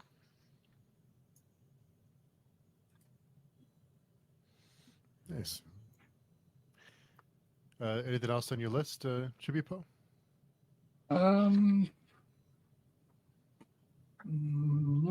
Not really. No. I kind of at least want to read, and I think thing I'm probably looking forward to. I don't know how many play games wise, but I do a little gaming on the side, and the final wrap up for the story for the current expansion of the Final Fantasy 14 game comes out next week, so I'm looking forward to that, because for a video game, and it's like like they spent the last 10 years a long form story, and they just brought it all to a conclusion, and it's really like some top notch stuff for a video game. So I like that the side of the end, because as you probably know, a lot of multiplayer RPGs just tend to die out. At a certain point, they just kind of like keep them going and going to the point that they become irrelevant. So actually having a finite batch of story is because it's like you can start it and you play through from the Realm Reborn stuff to Endwalker, and it's a complete cohesive story, and now they're starting. It's like, okay, this is all done, we're going to start a new one now, new story now. So cool.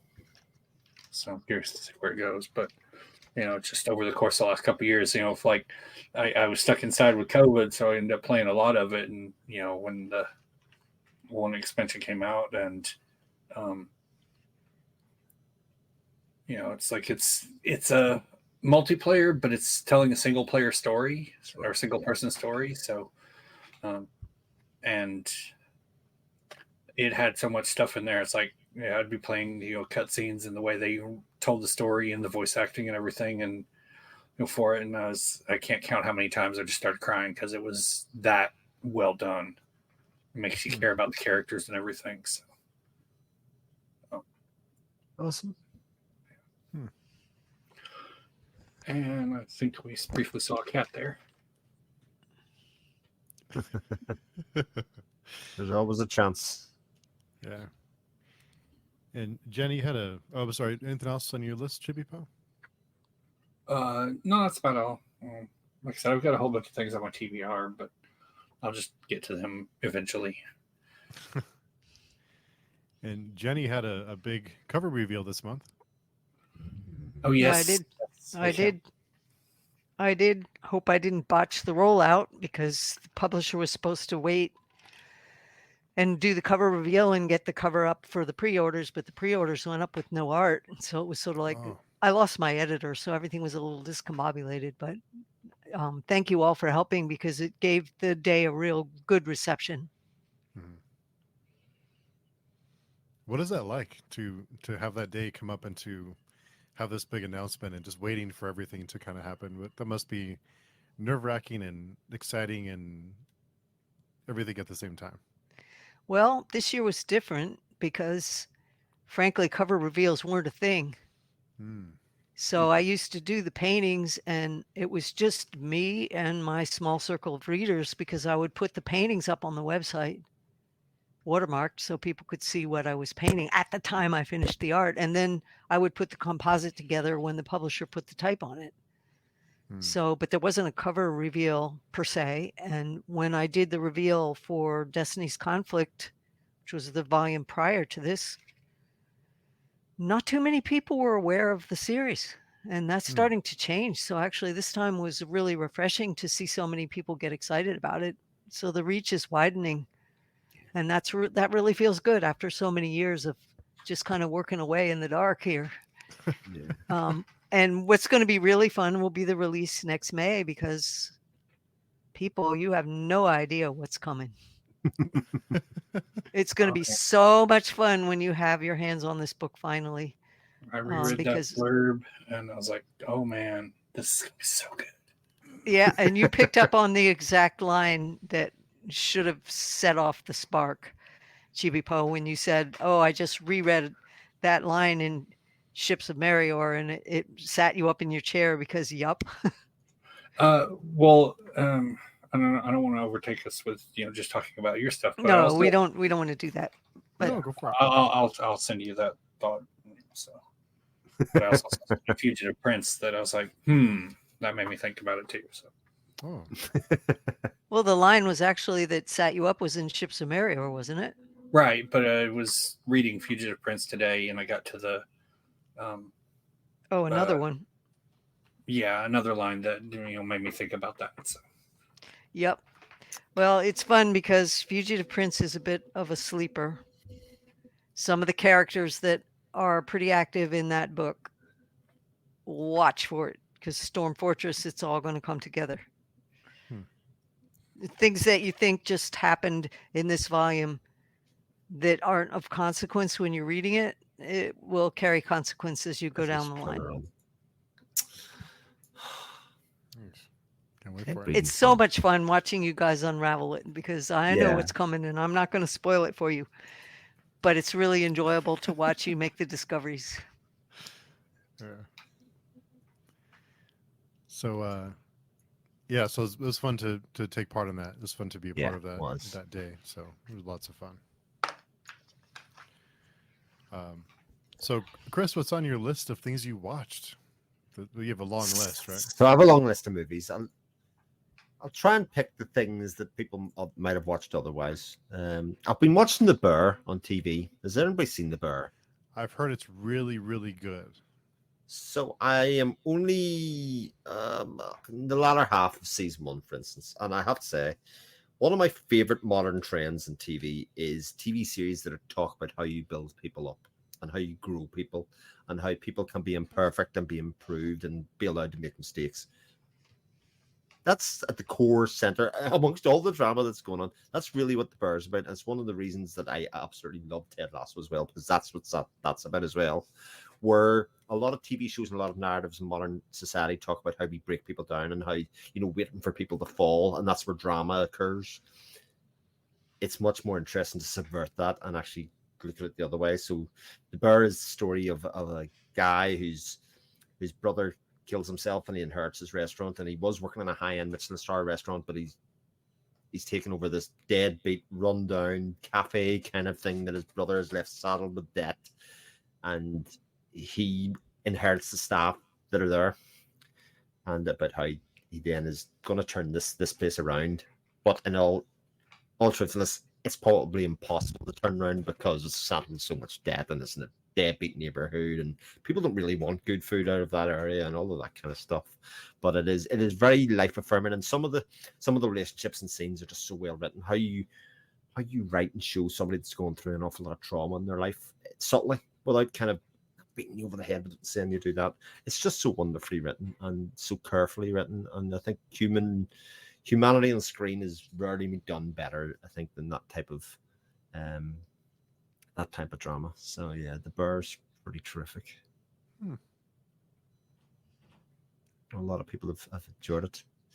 But films wise, right? I told you I'd watched 27 movies this month, which is a lot for me. Like I Wow. have to say, it is a lot. It is a lot. But highlights, right? I watched The Fablemans by Steven Spielberg. I don't think I've seen that one. So The Fablemans is the story of his life as a young man and his family, in what was a quite conservative home where they wanted him to study at school, was doing well at school, but all he wanted to do was make films in a creative capacity. And I think it is very melodramatic and it is a bit schmaltzy, but it also is a celebration of creativity and actually what it's like to grow up as a creative person within a society that wants you to earn a solid wage, get a proper job. I'm sure you must have heard things like that over the years, Janny, although maybe you hit enough success when you were younger, but it's that kind of idea. And realistically, he would do all the things that he was supposed to do just so he could make more movies, just so he could do that. And the final scene especially is very much about a celebration of movie making. And it's so lighthearted. And I just thought it was wonderful for all the melodrama and all the schmaltziness of it. He earned it. He earned it by doing that. And it was just lovely. Another one that I'll talk about is Wendy. Now, this is a very modern. It's a retelling of Peter Pan. I'm actually going to get the director's name because it's only his second movie, and it's told from the point of view, obviously, of Wendy. And the fact that they go away with the two brothers, James and John, I think are the two things. Ben Zeitlin is what you call the guy. Now, what comes across really clear, it's very like unusual, very fantasy-esque type story, and very kind of not as much straight narrative about people, but it's very much about aging, as Peter Pan is a story about people afraid of growing old and actually the fear that people just want to stay young forever and all of that kind of stuff. But it's a very, very young cast by all accounts, and it shows the process of how they cast these kids and then worked with them for about a year and a half doing team building exercises, teaching them how to act better, how to work better as a group, because it's the Lost Boys, that's really what it's all about, and about how much he is hands-on, and everybody in the class is very hands-on, and about, right, let's do some exercises on, like, if this person's drowning or something, what would you do? What would, see how they react naturally, and working with the kids that way, and it just comes out the screen. It's just some of the most brilliant kids' performances in what is quite an unusual film. It's not like Peter Pan, which has got this sweeping story. It has that, but it uses the fact that a lot of people know that story well to kind of tell a more spiritual story or like a feeling or a vibe of a story, and you get that really through. So those are kind of my favorite watches this month. They're really interesting watches that I watched this month. Some famous, some not so famous, whatsoever. So yeah, Wendy, huh? Wendy, yeah, it's from 2020, and it's just, there's something about it. I remember getting about halfway through it and going, I'm not sure. I'm really not sure, and I'm really not sure what it's about or what it's trying to do.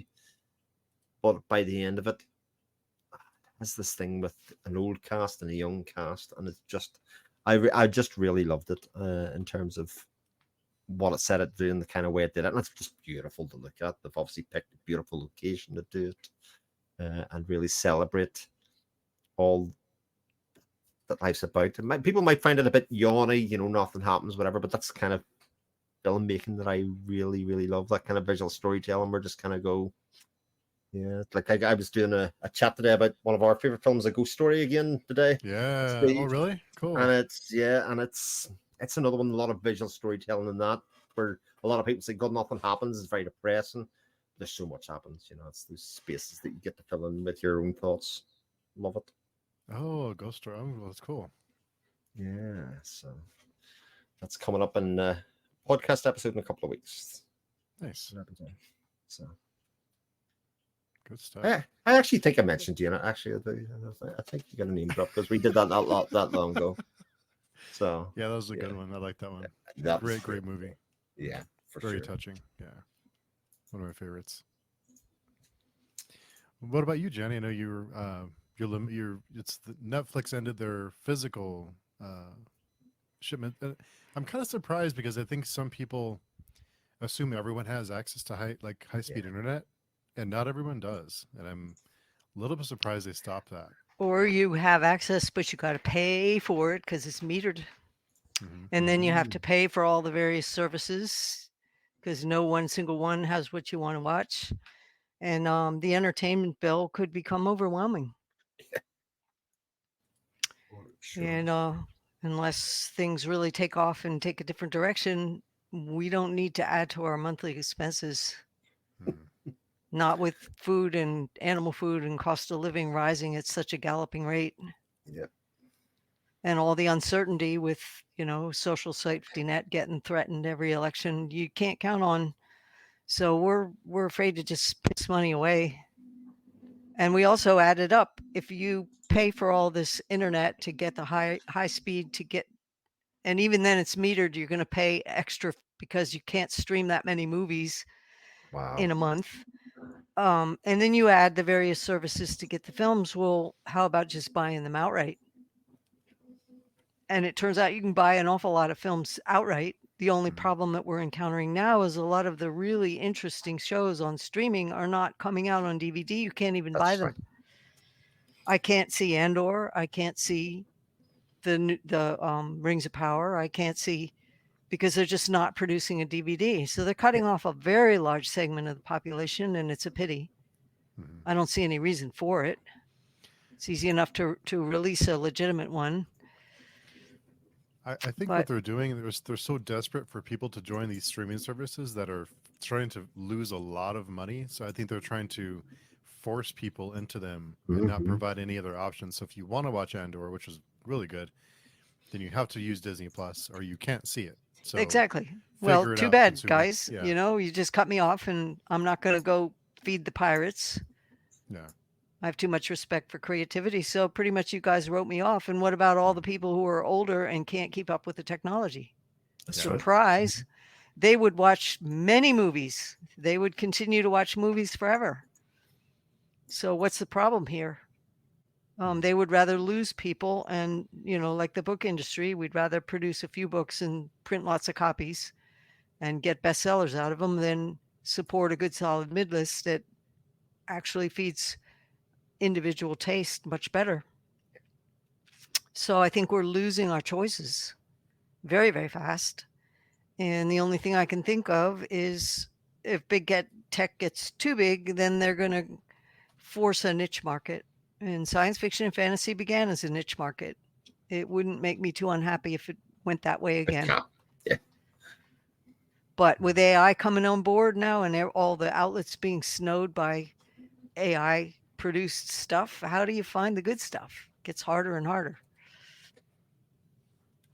Same way as we always said, good word of mouth. Unfortunately, it's the slowest form of spread, as you know. It's the one that's word of mouth is only good if people know it's there. Yeah. And when there isn't a marketing program or there isn't a vehicle to get it in front of the public, when there isn't that kind of awareness, perfectly solid work can drop out of sight. I mean, look at my series. Yeah. Lack of marketing disappeared it, and it still has disappeared it. So how do you overcome that if you have a niche market? Because when the niche market thrived in science fiction and fantasy, it was a very small community, but everybody kind of knew each other. Yeah. Mm-hmm. This was, again, pre-internet. So there were science fiction clubs, people got together and they talked about things. What's going to take that place of that? Right now, YouTube is part of it.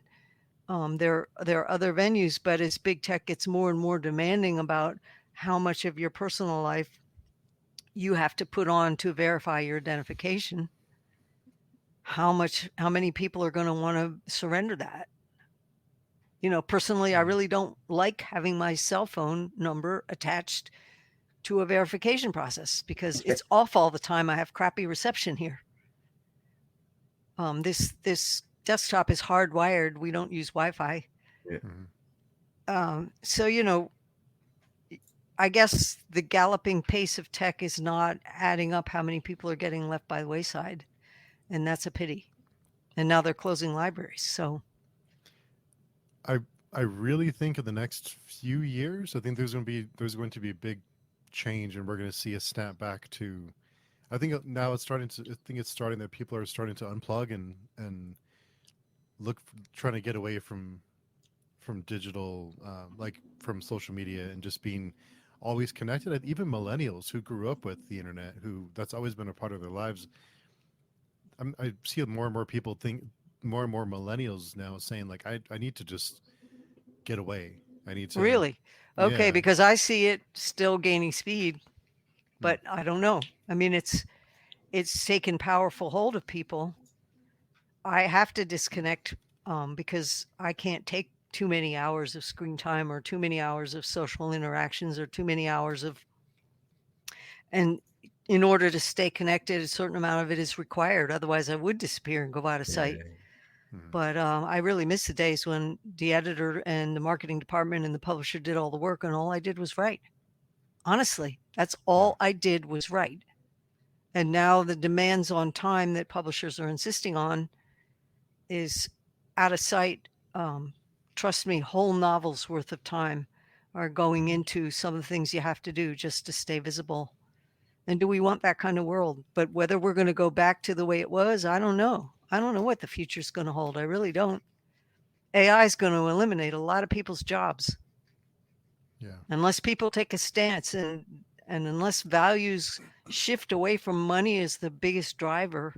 If decisions were made on 7 different points of reference, we would see a different world. But when money is the number one point of reference, that's going to continue to drive this. And until that system breaks and we wean away from it, and what's going to cause that? I don't know. Climate change. I mean, looking at those pictures of Brooklyn flooding, I'm like, my God, the subway I used to ride to take my illustrations into the art director, the bagel shop I used to stop at, is probably waist deep in water right now. Breaks my heart. So the future is in play because chaos is moving in, and how we handle that will determine everything. So in a way, this is an interesting time because we get to make that choice. If things are breaking loose, if you said like millennials are getting tired of being plugged in all the time. But I don't see it. I see more and more people making more and more choices that are connecting them to their cell phones at the hip. I do wonder if this digital minimalism will become the counterculture and will become more popular with the younger generations. It'll become the cool thing to do, or we're kind of like the rebellious thing to do, and just like to get away from what has always been the status quo for them.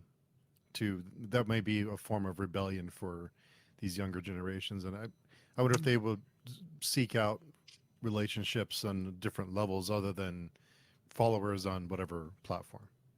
I don't know. Counterculture is an interesting idea. I didn't see it moving that way, but that's certainly an interesting concept, that it becomes rebellious actually to unplug your phone.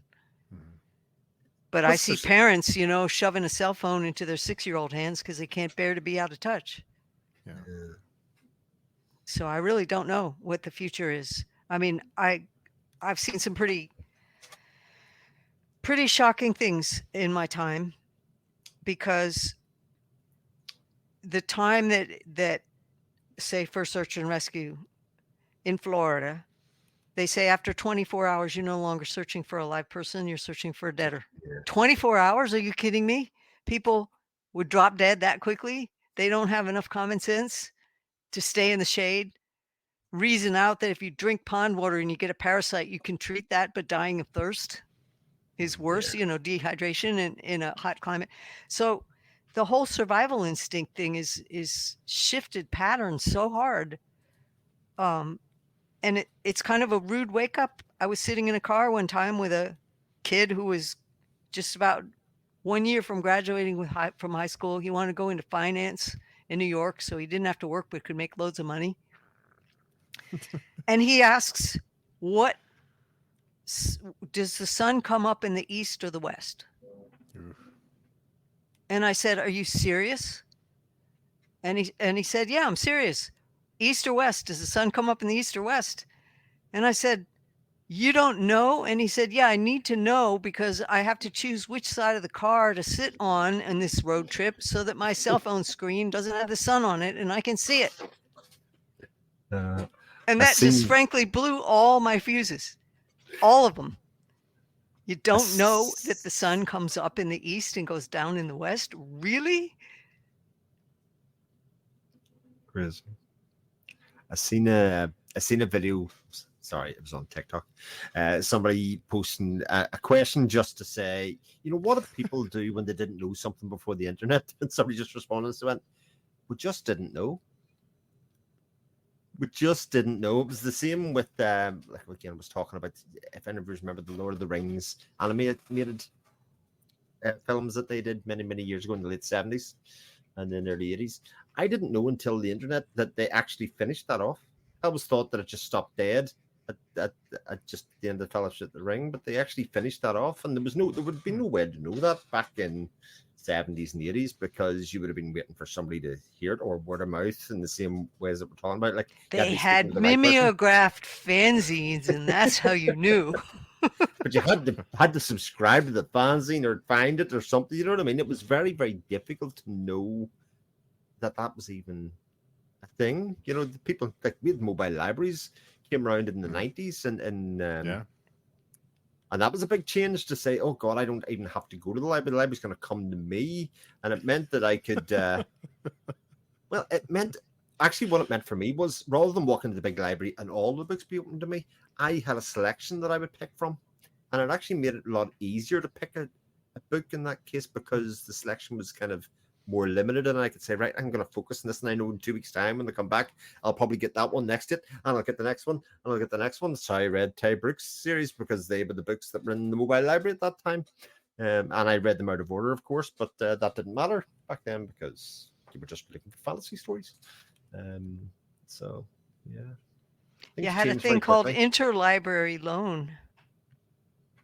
And you could get books shipped in to your library that the library didn't have, but you had to be able to talk to the reference library. You didn't know back then. You found a way to find out, because it would be in a book, or a person would know it, or it would be in a museum. But it involved going off and actually physically chasing it. Now, when you don't know something, I don't know. I still do old-fashioned research. I don't like Google because sometimes the information is wrong. That's just true. Just because it's the internet doesn't mean it's true. Totally not. Fan clubs. Where did fan clubs go? That's how you had to find everything. Like, wanting to, if you were wanting to find books or whatnot, it's just like 80s and 90s, you'd have, and I think some of the older copies I have of Janny's paperbacks, in the back you'd have the little order form that they would print in there. And it would be like, you cut that out of the book or whatever, and fill it out. And you'll be like, hey, I want this book, and, check mark it. And then they expected you just like, here, put your enclose a check, or put your credit card number on down for us, and send it off in the mail. And eventually you get a book. Science Fiction Book Club. Yep. They sent you that little brochure every month. Yeah. Well, I was a member. I was a member for years until they deep sixed it. Yeah. Oh no, I was a member until they stopped sending you the little card to send back, and you had to go online to check off that you didn't want to receive the books. And I said, this is where I draw the line.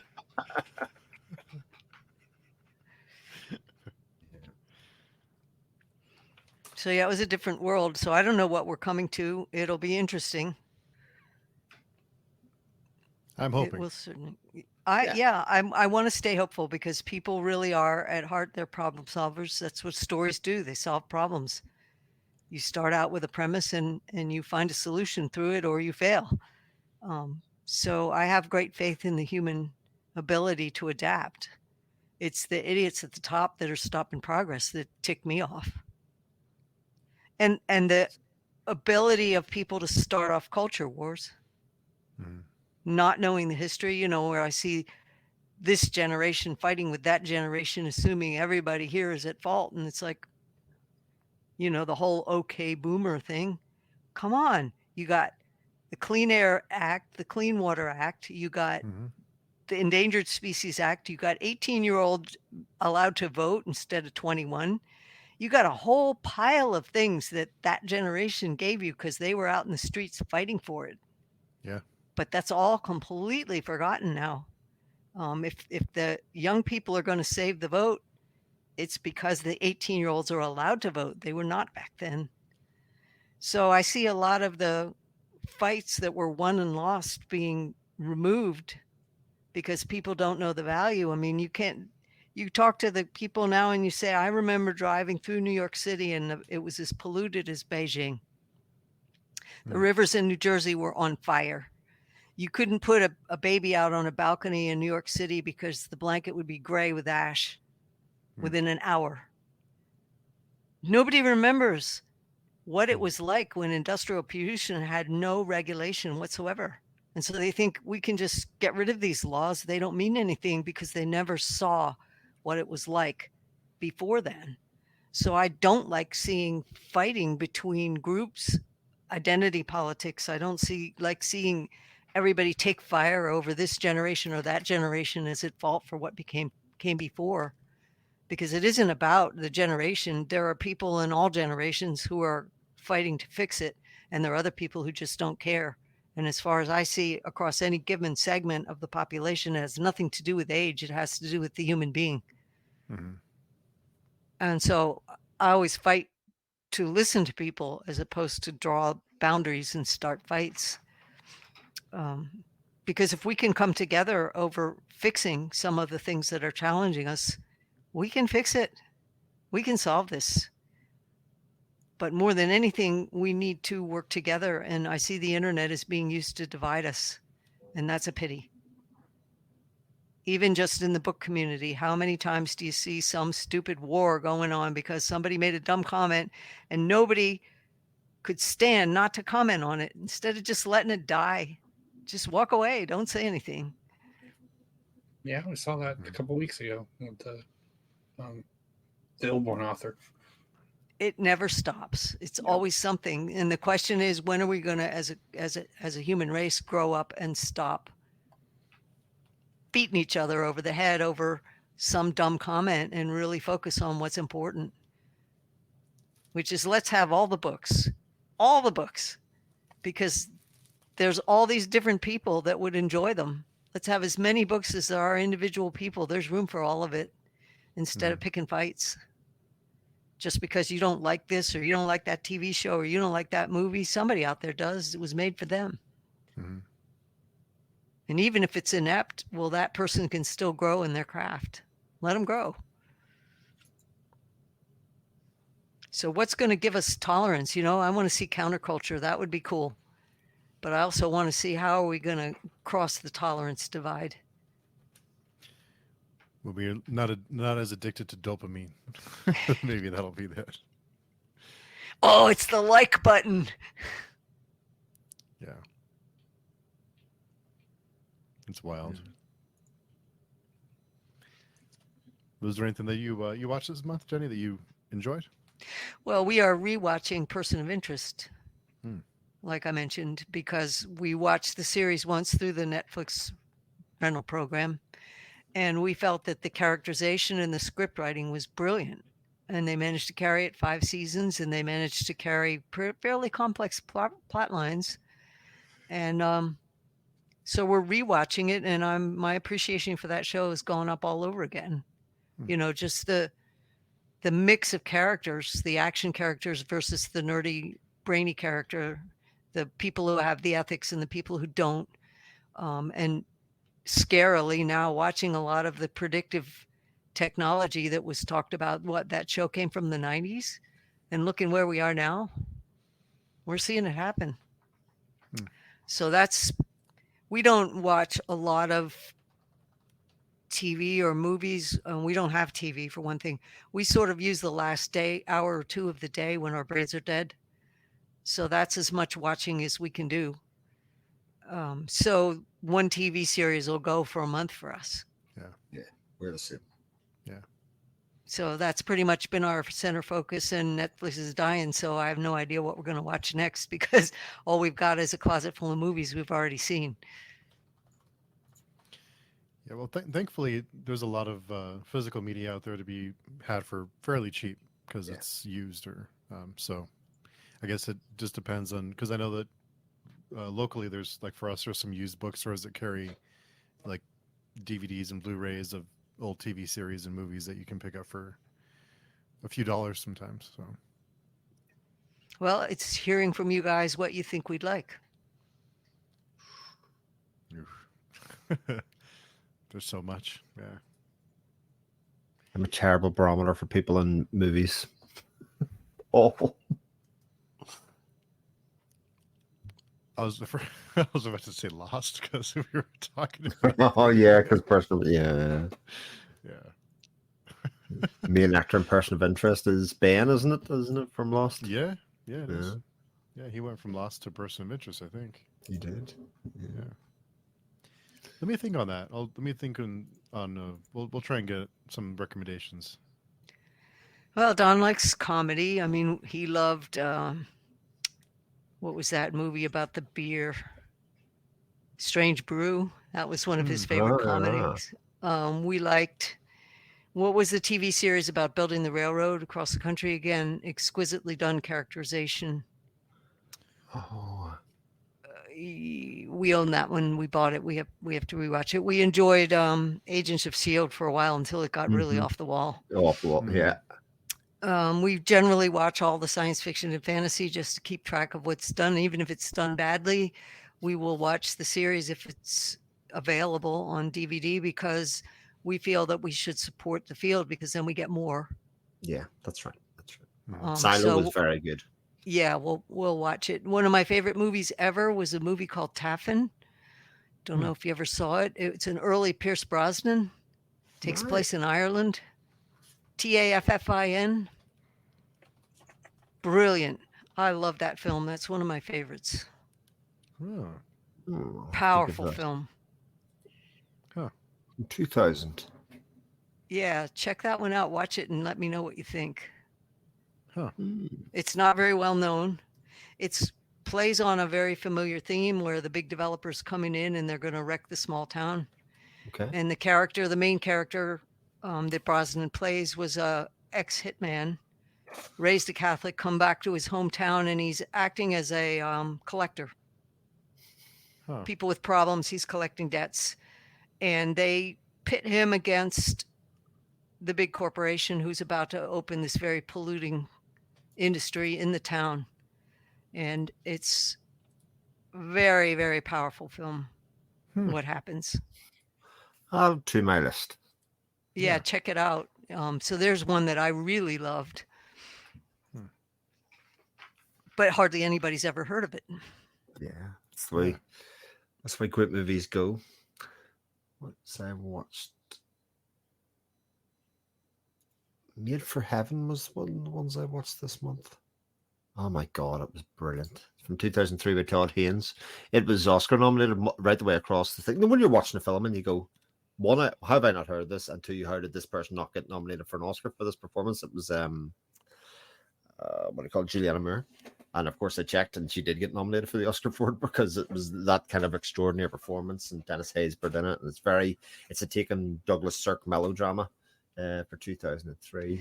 We love Ridley Scott films. Oh, We brilliant. love just about everything Ridley Scott ever did. James Cameron is another one, even though he's a total bastard, but his women characters are outstanding. Standing. Yeah. Yep. So we'll go for almost anything those guys have directed. We like those a lot. What else has been favorites of ours? We liked Cinderella Man. I like the rags to riches type of style. Yep. So you're getting kind of a feel. Yeah. I'm not big on horror, but Don likes horror. I'm not big on it. My sneaky favorite Ridley Scott movie is Kingdom of Heaven. I think. Yep, we own that one. Brilliant. His Robin Hood was brilliant. So yeah, Ridley Scott is gold standard. Yeah. Cameron's Abyss, gold standard. Oh, brilliant. Yeah. Brilliant movie. Yeah. So you're getting the feel of what I like. Okay. I'm trying to think of any of the other TV series that we liked a lot. I'd have to go in the other room. Don remembers the names of films much better than me. I remember books. Yeah. And of course, we've watched every major fantasy and science fiction film that's come out. We loved the new Dune. The old Dune I hated. The new one is brilliant. Regarding the Dune, I have a question. Is that the old, like 1980s one, or the sci-fi miniseries? The 1980s movie. I hated it. Yeah, Lynch. It was that really one- badly done. I could have scripted that one better than they wrote it. I had such high hopes for that film that it would finally be the science fiction film that showed the depth of adult content and wasn't for kids. And they completely screwed the pooch. All that voiceover of people's thoughts, it was just badly done. Hmm. The new one hit the nail on the head. Yeah. I can't wait to see the sequel, but we're not going to the theaters. Not in Florida where it's the Wild West. Kind of like, but yeah, I totally hear you too on like the some of the TV series that they're streaming, and it's like I want a Blu-ray collection of this. I don't want to just watch it streaming. Mm-hmm. Yep. We loved Enola Holmes that Nancy Springer wrote. Yeah, Sherlock Holmes. Yeah. Yep. Daughter. Really well done. Haven't seen the sequel yet. Waiting for it to come out on DVD Oh, yeah. if it does. But yeah, she did a great job on that. That was really, and I had read Nancy's books from the beginning of her career.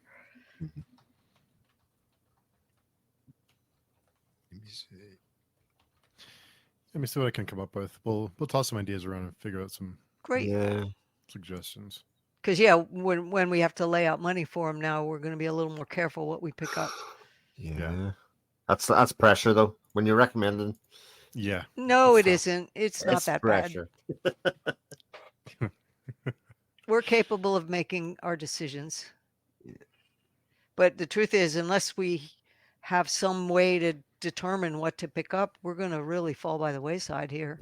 Unless we decide to spend a big chunk of money on streaming every month. Yeah. It adds Yeah. up. So, When by the time we pay to jack up the internet, and by the time we pay the overage fees, and by the time we pay the various services, it's going to come to easily $70 a month, $100. Oh yeah. Yeah. Easily.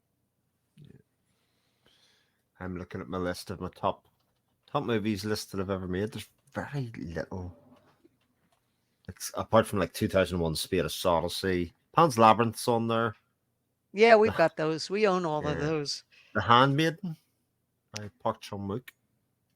I'm not sure. It's a Korean I'd have- film. It's I'd have to ask Dawn. quite brilliant. Let's see what else I've got. Children of Men. But everybody else That's really seen good, Children too. of Men. Yeah, it's great.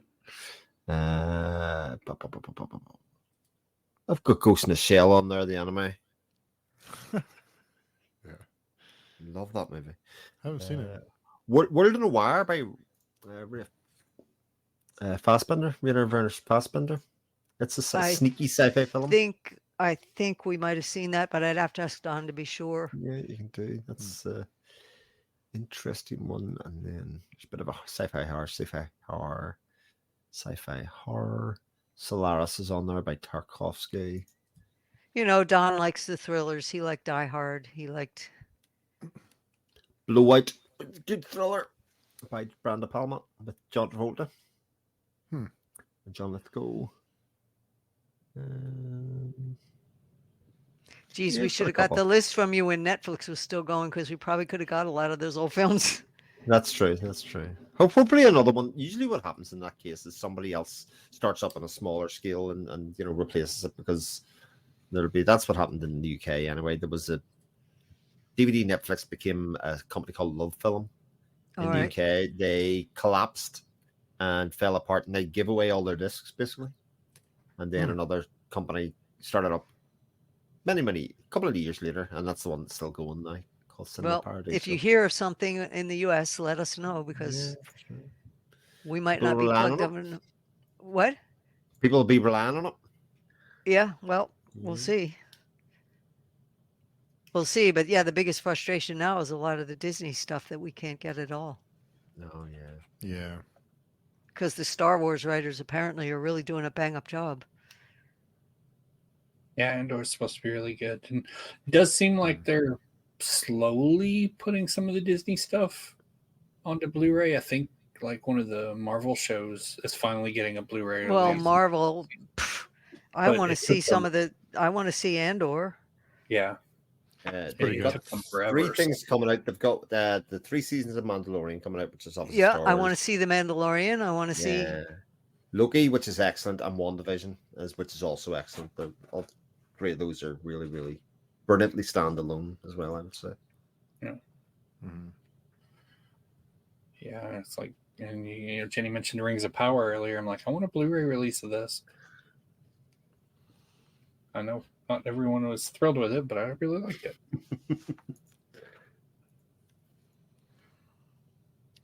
What did you watch this month, Chibipoe?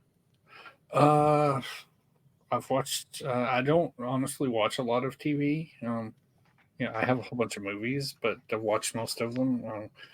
And so sometimes I watch things. One of the things I really watched this month have been a couple Wheel of Time episodes.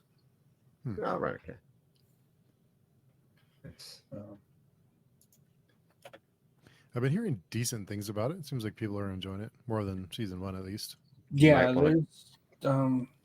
I didn't watch a lot of season 1. I was like, but I was just kind of overall.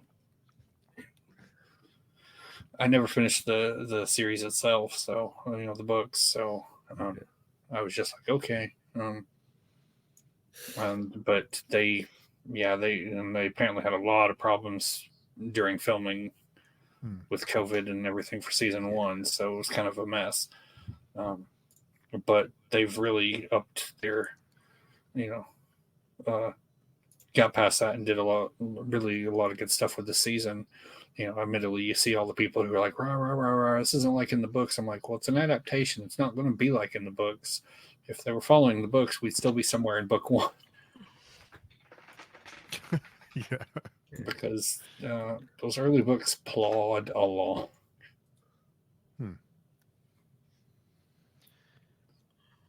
I didn't get a whole lot this month. We watched Let the Right One In. Mm-hmm. And it's a Belgian, or is it Swedish? Swedish, I think. Yeah. Swedish. Yeah. Well, there's the original, and then they made a remake, US version. Yeah. It is. Some people regard it as the best vampire film ever, but I'm not sure about that. But there's a lot to discuss with it, so it was fun to. Can't be better than Blade 2. Can't be. Yeah. And what else? The other one was Foundation season 1.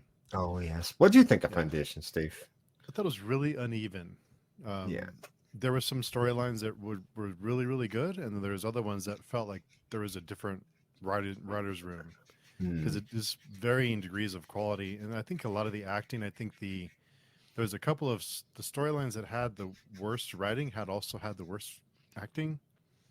So it's very uneven, and there was a couple of storylines I really enjoyed, and then it went to another story. I won't spoil anything, but I went to another one that was like, this is really bad. It was really weird. It was really uneven. Overall, I enjoyed it though. I think there were some good things happening. And I haven't read the books yet, but our friend Joshua had the discussion with us, and I didn't know that a lot of the characters were gender swapped. So a lot of the characters were men. Okay, I didn't know that. So yeah, I had no idea. So I think there's like 2 women in the whole series, and in the TV series, I think there's maybe 60% women in the. So I was really surprised that there was so many, because gender swaps. Yeah, but it worked. I liked it. So yeah, cool. Very good. Yeah. Another favorite of ours back in the day was We Love Babylon 5. Oh yeah. Back in the day. So we own that one. Somebody gave me the full set of it, all of it. Have you seen Firefly, Jenny? Yes, we love that. Okay. We love that, and we love the old Horatio Hornblower series. That was pretty well done. We like the Sharp movies, Bernard Cornwell's adaptations. So I'm just giving you ideas of other things that we enjoyed. Okay. Chris found something. There's Babylon 5. Oh, the big collection. The big collection. Babylon 5. Yeah, we have all of those. With Crusade and all the bits and bobs. I love Babylon 5, although the last series. Well, it was back for its day. It was just very well done, and it had great complexity and depth to the concepts. Firefly, you had to couple it with the movie for it all to make sense, because he didn't get to finish the series. But we have that. Yeah, we have all that. I remember being on I can say it now because it's my old password, but I remember, doing those call center phone calls when they say, "Can I take the first letter of your password, the second letter of your password," that kind of thing, before you go. And I give him a couple of letters of the password, and he can obviously see that's one of the nice things. He can obviously see my full password. And I just went, "Is that a Babylon 5 reference?" I went, "It is." Really? Yeah, We used to watch the Robot Chicken episodes. Yes. Yep, we enjoyed that. It was just so off the wall. That's one of the happiest moments of my life. Oh, wow. Nice. And somebody see the word out of context and goes, "Really?" That has been on TV for 15 years. It had an effect. Let's just put it that way. Never know. Yeah, where but find you your could people. get that from Netflix, so we did. That's true. Yeah, for sure. Yeah. Battlestar Galactica, tremendous. That new series. Which one, the old one or the new one? Well, I like the old one, but the new one's spectacular. I love didn't go for the new one very much. Oh. I've heard a couple of Just people say that recently. Didn't actually, work but- for me. Every time you saw it, all the characters had blood on their face. Yeah. Like it got really old how much so I didn't really click with the first one either. I know people really like the second one. I just found it kind of the end of the grim fourth and series. politicky, and it's like when the chips. I'm an Outward Bound graduate. When the chips are really down and you're trying to survive, people usually aren't cutting each other's throats. Yeah. So it didn't work for me. But It's like my friends who are first responders and telling them, "Let's go watch a crime movie." They just said, "Nope, no. Mhm. we do enough of that all day long, and this isn't entertainment." Yeah, the 2003 Battlestar Galactica is like, there were I like some of it, but yeah, it got kind of odd at times. That one episode in the first season though, like 33, Yeah, it's great. was beautiful though. Like they're being chased, and the bad guys show up every 33 minutes. They've got to jump every 33 minutes. Yeah, Yeah. that's brilliant. Get away from them, and And yet the other episodes are like water. We have no water. Like, okay. that could be a planet, that could be in space, it could be, kind of. But the culmination of all of that in the end of season 4, that episode with the song, chills. Yeah. I could watch that all day, every day. That one episode. We like science fiction, but not when you can pick it apart with your high school science. Like I recall as a kid watching Star Trek, and they're using Earth's gravitational field to whip them around so they can go back in time. And here's the stars going whizzing past. And it's like, you're still in the Earth's gravitation field. Right. So I used to watch Star Trek, the early ones, for comedy hour because it was just so stupid. Well, they were, though. They were sort of not serious. Yeah, they were goofy. Yeah. They were revolutionary for representation of characters. Yeah. And they were revolutionary for certain things. Like The more recent ones are a lot more fun. We really enjoyed the recent Star Trek, where they went back to Captain Kirk's beginnings. That was just brilliantly put together. We enjoyed that tremendously. So, you're getting a feel for what we like. Yeah. Yeah, I like how some of the original Star Trek was prophetic about technology, though. With the salt and pepper shakers as the original medical team's equipment. Kind of, but like predicting things. We got where a lot of people are like, yeah, it's like all the cell phones and things. They didn't predict them. The cell phone companies copied the communicators in Star Trek because they looked cool. Yeah.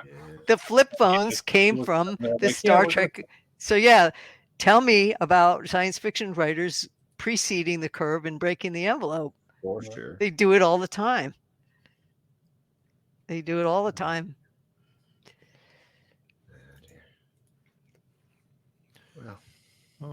So, the time, of course, always flies because it's 2.5 hours later. But, oh my God, has it been 2.5 hours? I guess it has. It's full dark. yeah.